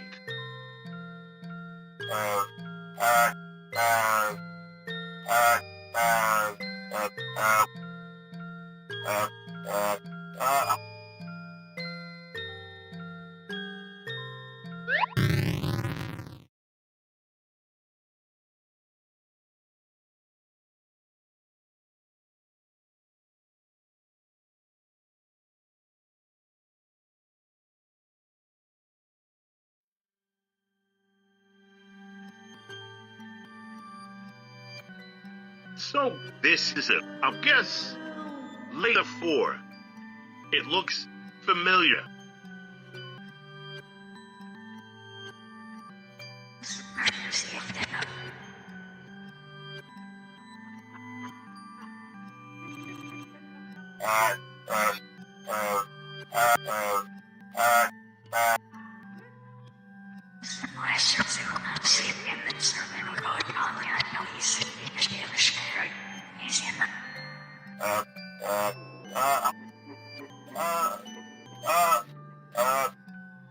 Lead the way, Sportsy.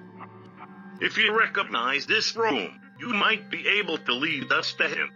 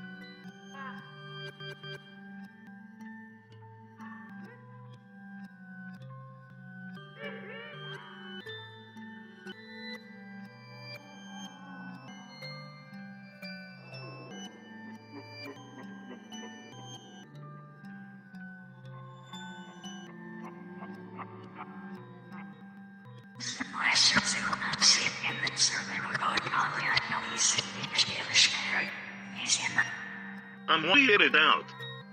Something is off about this layer.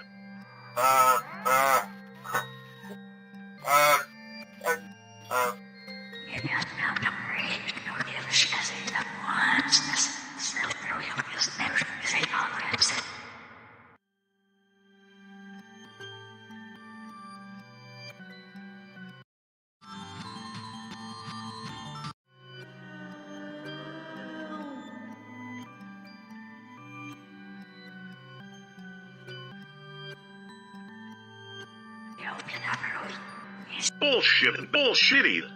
Let's keep exploring.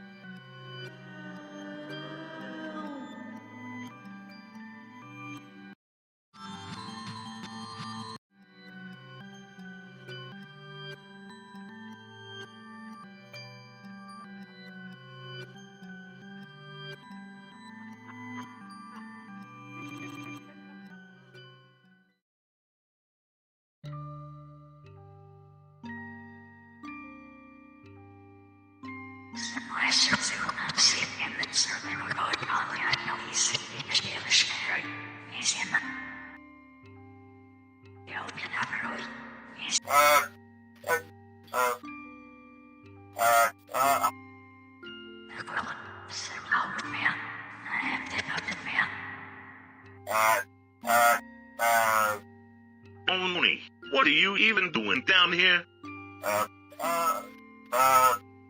What the fuck? Is there a person here that Henry hasn't fucked over?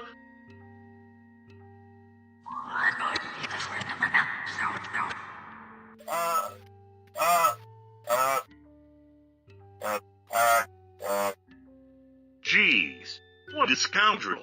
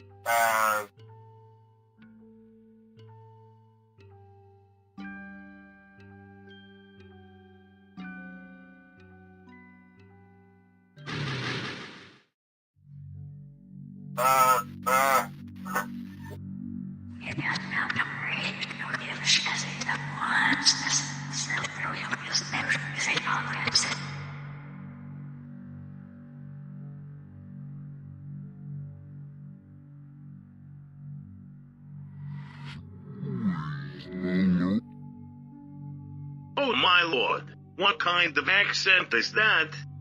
Speak English, moth. The language we speak in the United States of America.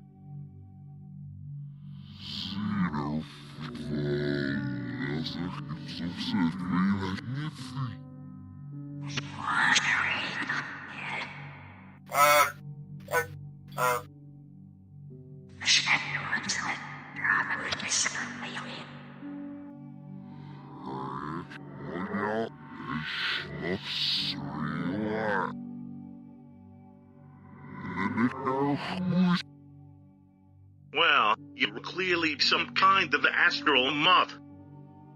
But beyond that, you've lost me. I think I remember seeing you once. On the day Henry.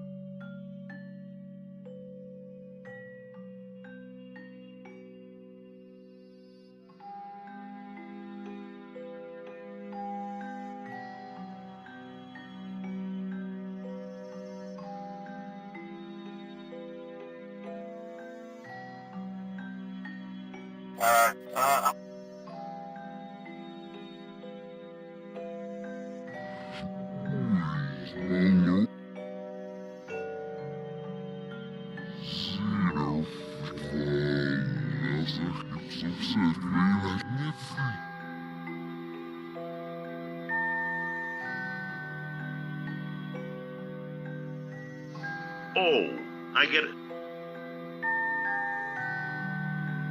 Found it. Get it? Because he's a doggo.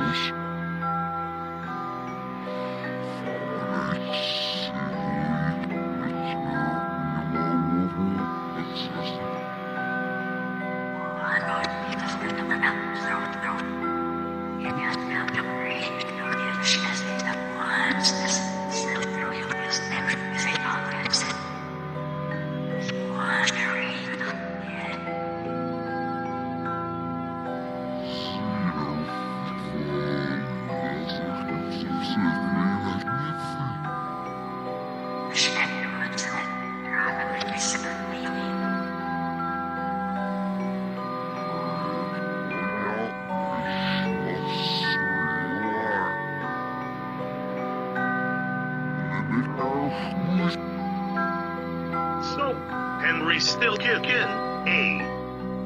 After all this time, he's still.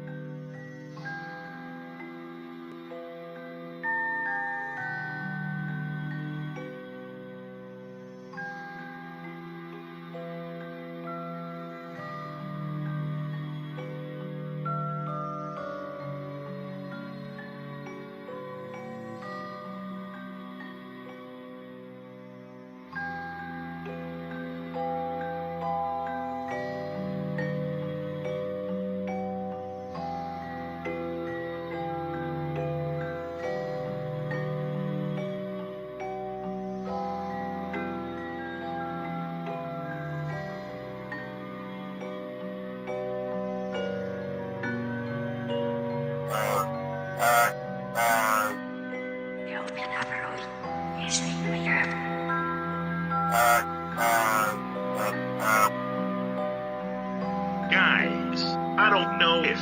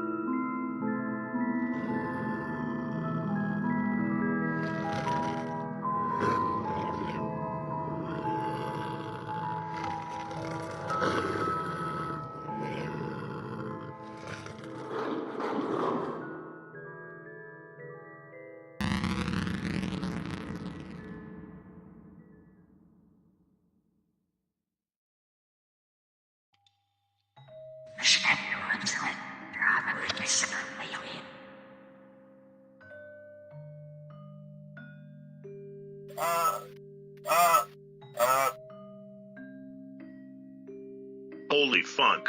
How could I have been so... That magenta funk is the biggest threat to our reality. We need to destroy him. It's the only way.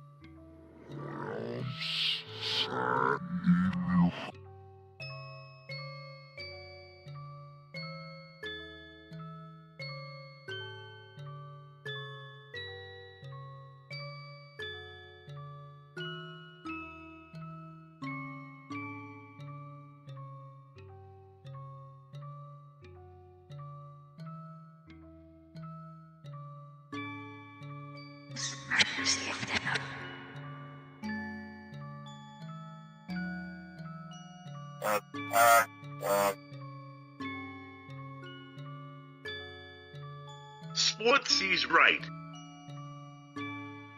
There is no greater force than righteous anger.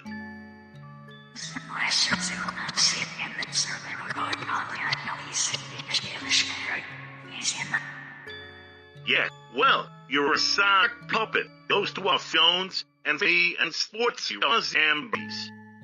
Let's put the love thing aside and focus on the whole righteous anger idea for now.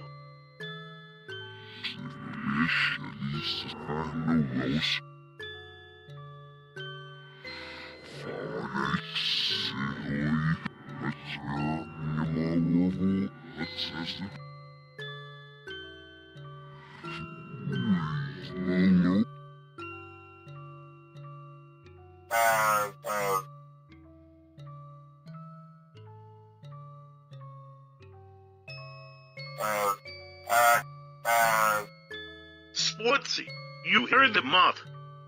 Henry will only get more and more powerful.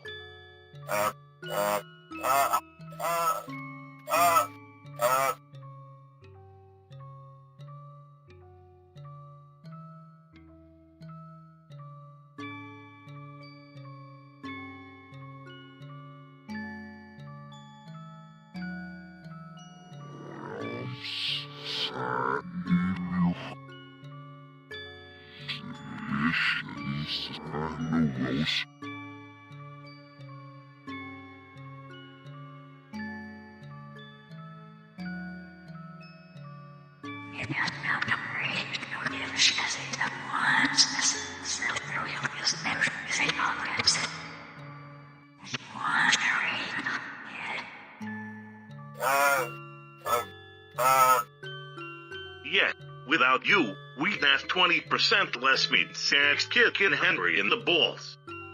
That's not exactly ideal.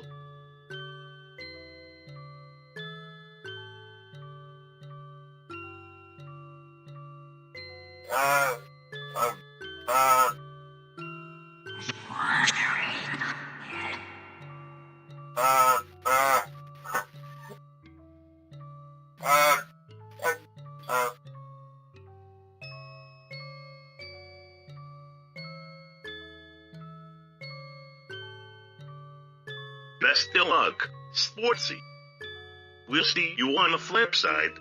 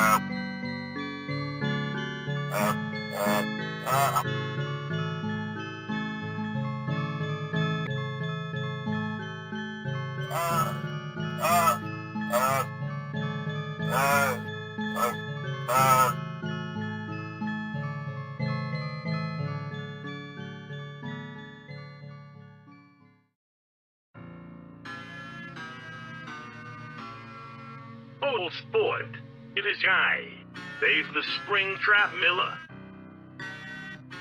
I came back. I always go.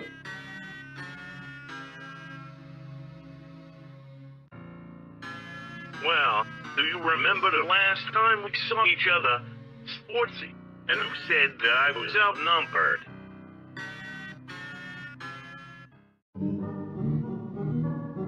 Well, I was outnumbered. Sportsy, I'd like you to meet my Artie. Boy, I've had a busy month. Tracking down every possessed robot left.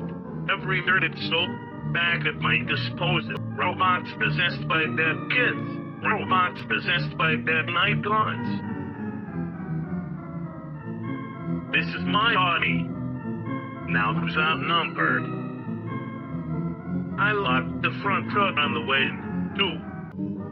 You're trapped, and now you're gonna learn how it feels to be alone and outnumbered.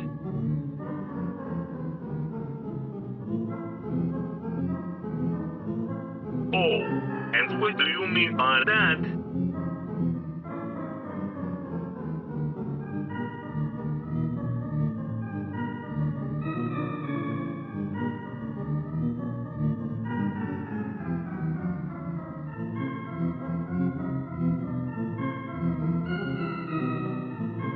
What are you talking about, old sport? Wait, isn't it fucking? Do I smell gasoline?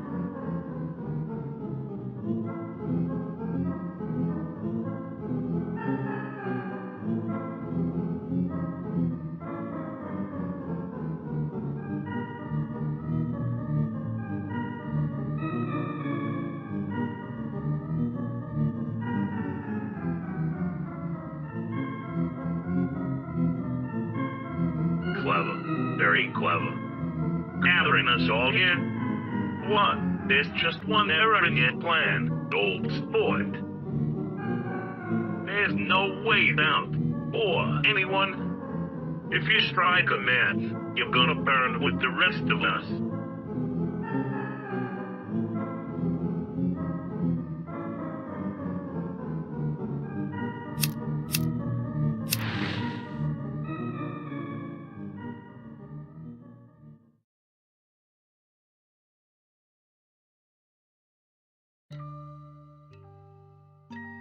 Wow. You just blinded all town, with yourself inside, all to catch me.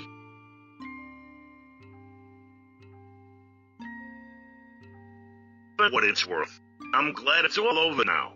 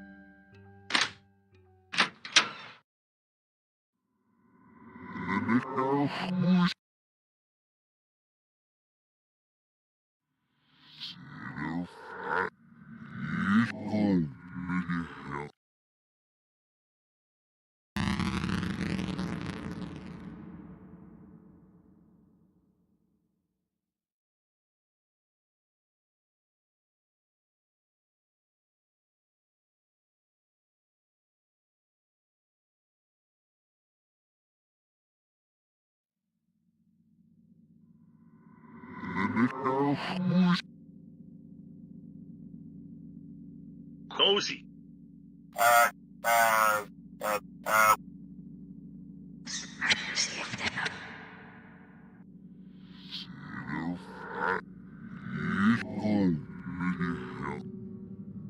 Visitors, how quaint.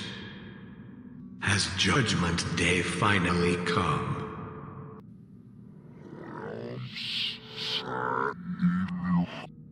Yeah, stop hiding, you salmon-colored funk.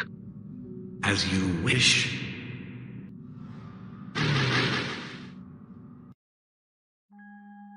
So, my jailer returns, with 5 visitors, no less. Thrilling. What do you need from Henry Miller? The Void Walker.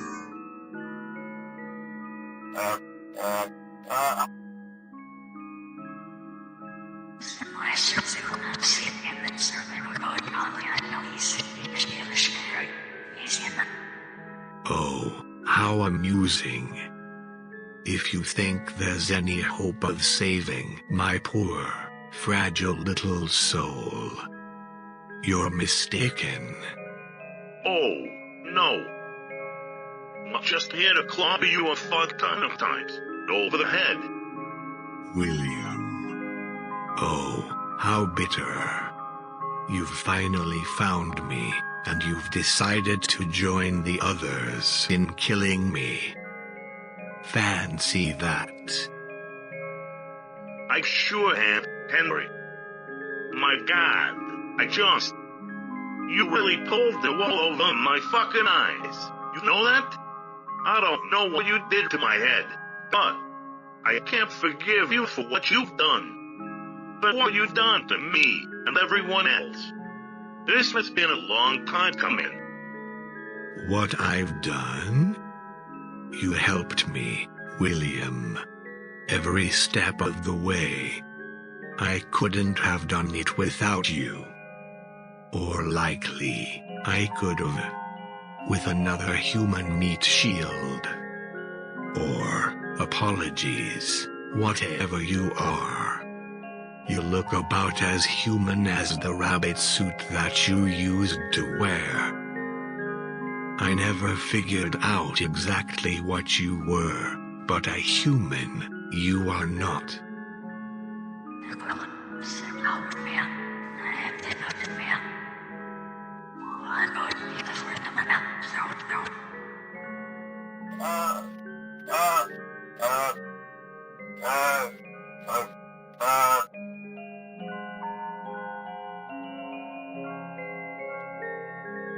Oh, what do we have here?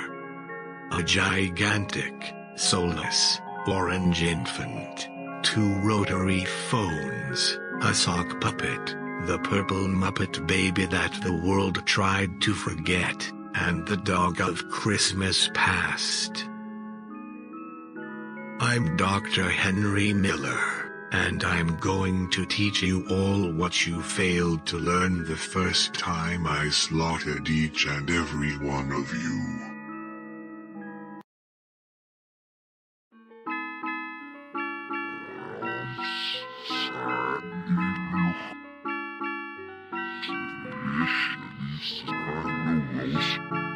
Just try and stop me, you photo-negative canine.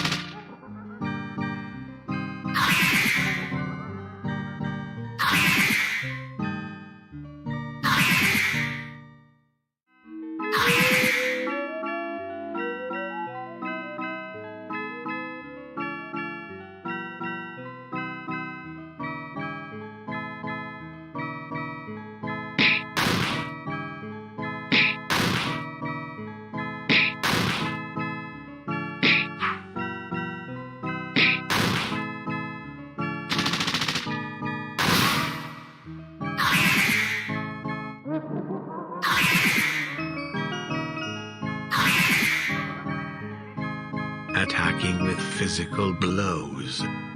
How crude and ineffective. I prefer to use honesty whenever possible. Stephen, your death was meaningless. An impulse. Part of a bet that William and I had. You died for nothing. Holy funk.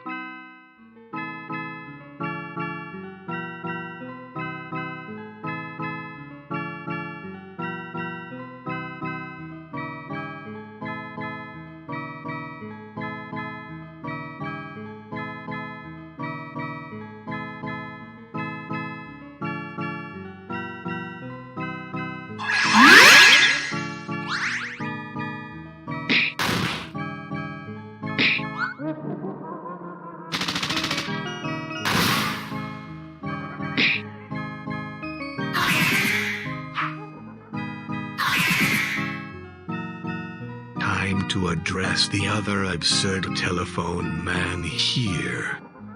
As if one wasn't enough. Your own family died just to get away from you. You were an orphan, yes. But that includes your own siblings too. You meant more to the world as a phone-headed boss at a fast food restaurant than you did to your family when you were alive.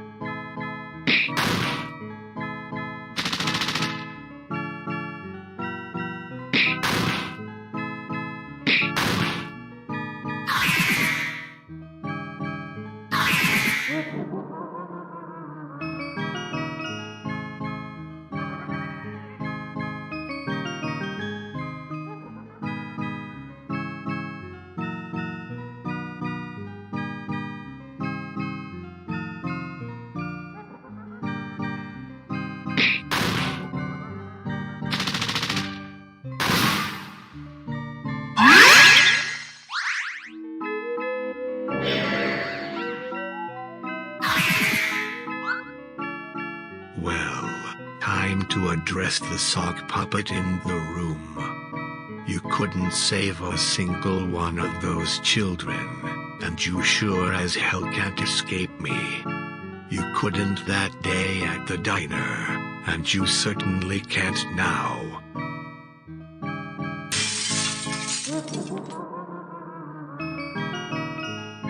I'd like to see you try.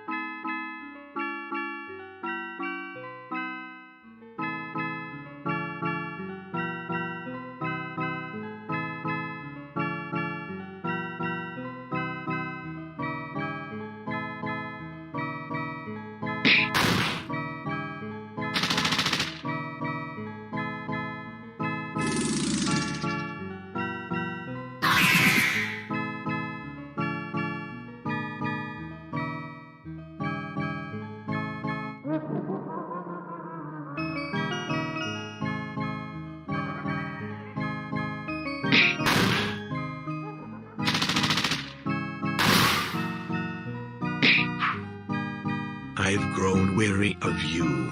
But You sat by and watched your old vessel commit atrocity after atrocity. Dead children, all the lies he wove. And you held me here, refusing to kill me while you had the chance. Allowing my evil to leak into the world again. All of this is your fault. You think you're wise, but you're just like Fred Bear. a goddamned coward. Holy fuck. How evil are you?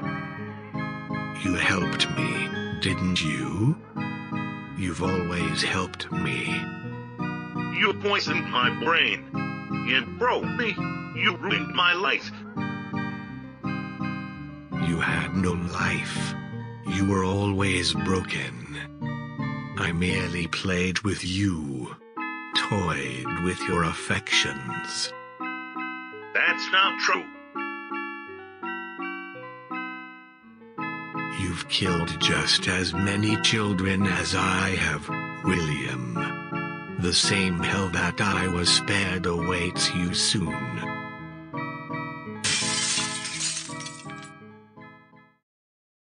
Now, to finish this.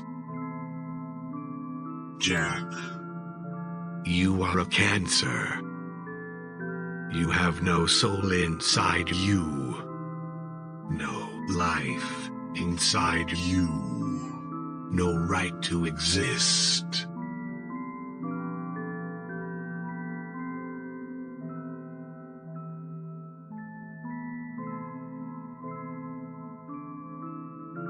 you can never undo what I've done to her, you know.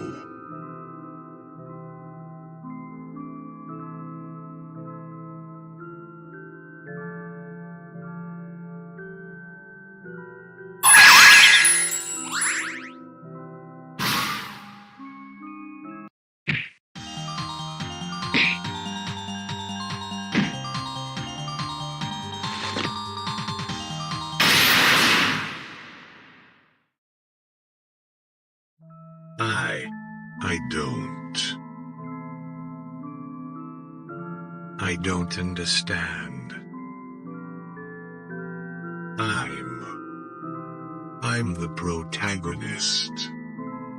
How can this?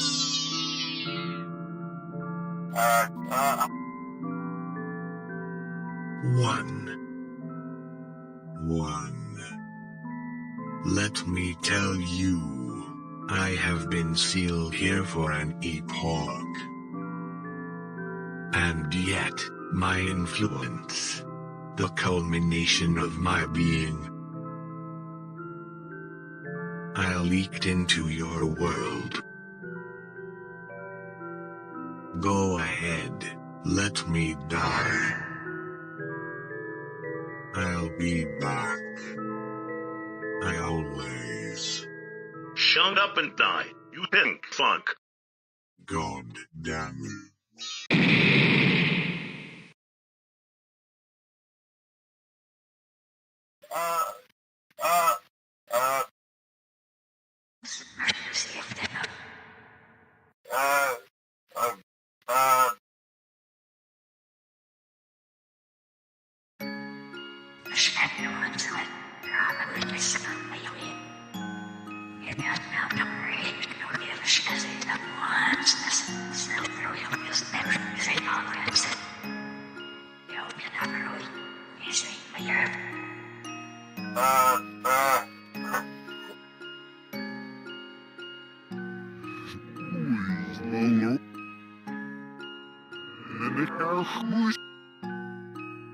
So, does that mean it's time for us to go?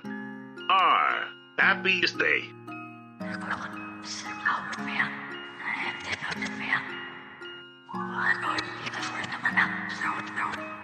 Oh.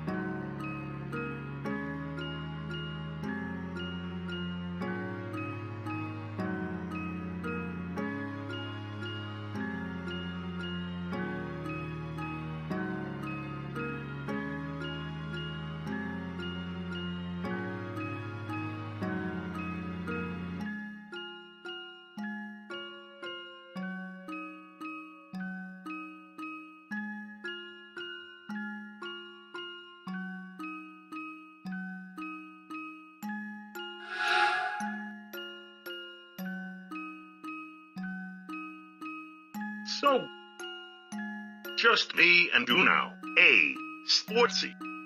And that purple moth. Look,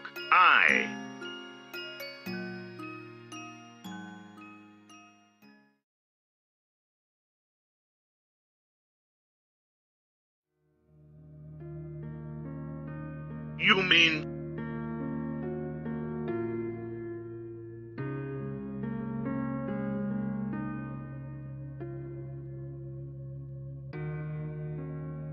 Jack, I don't know what to say. I'm going to miss you, Sportsy.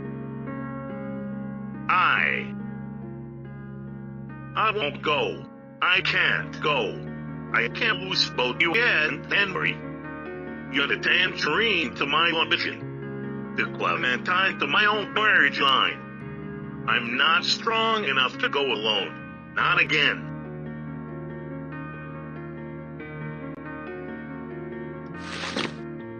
Sportsy, what did you just give me?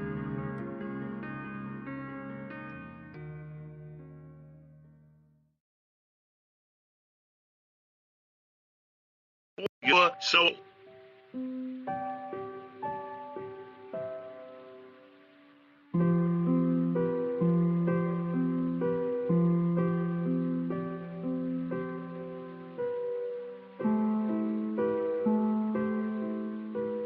Oh, sport. I don't know what to say. So, this is it then. I guess this is goodbye.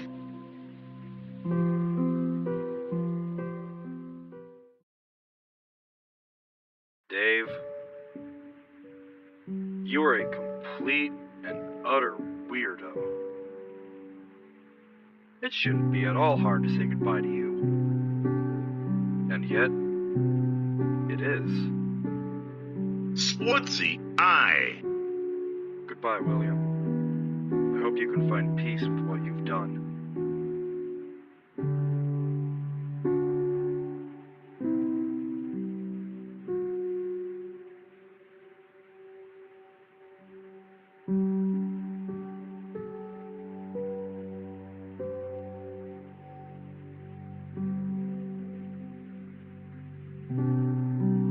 Goodbye, old sport. Thanks for putting me back together.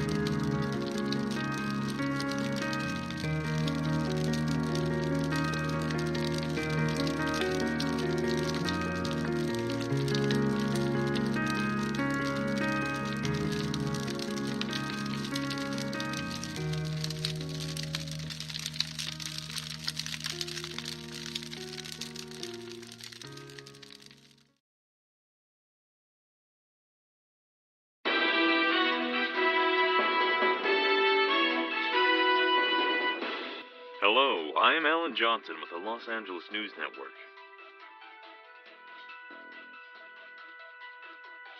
This just in, a local restaurant by the name of Bear. Seriously, who the heck writes this stuff? Has reportedly burned down in the early hours of this morning.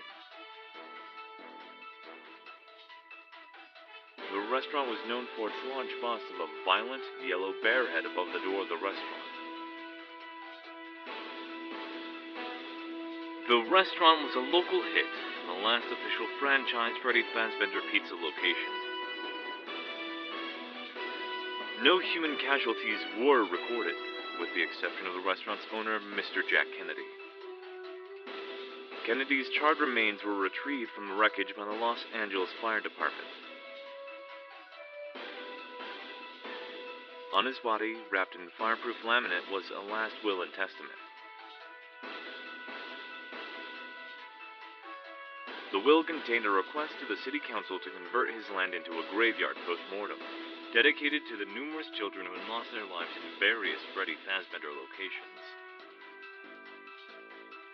The final line of the will reads, "My final wish is for 5 gravestones to be built on site, for 5 souls who desperately deserve a proper burial, and ultimately to be remembered for who they really were." As always, I'm Alan Johnson with the Los Angeles News Network, and I'd like to thank you for joining me on this wild ride to the end. This is Alan Johnson, signing off.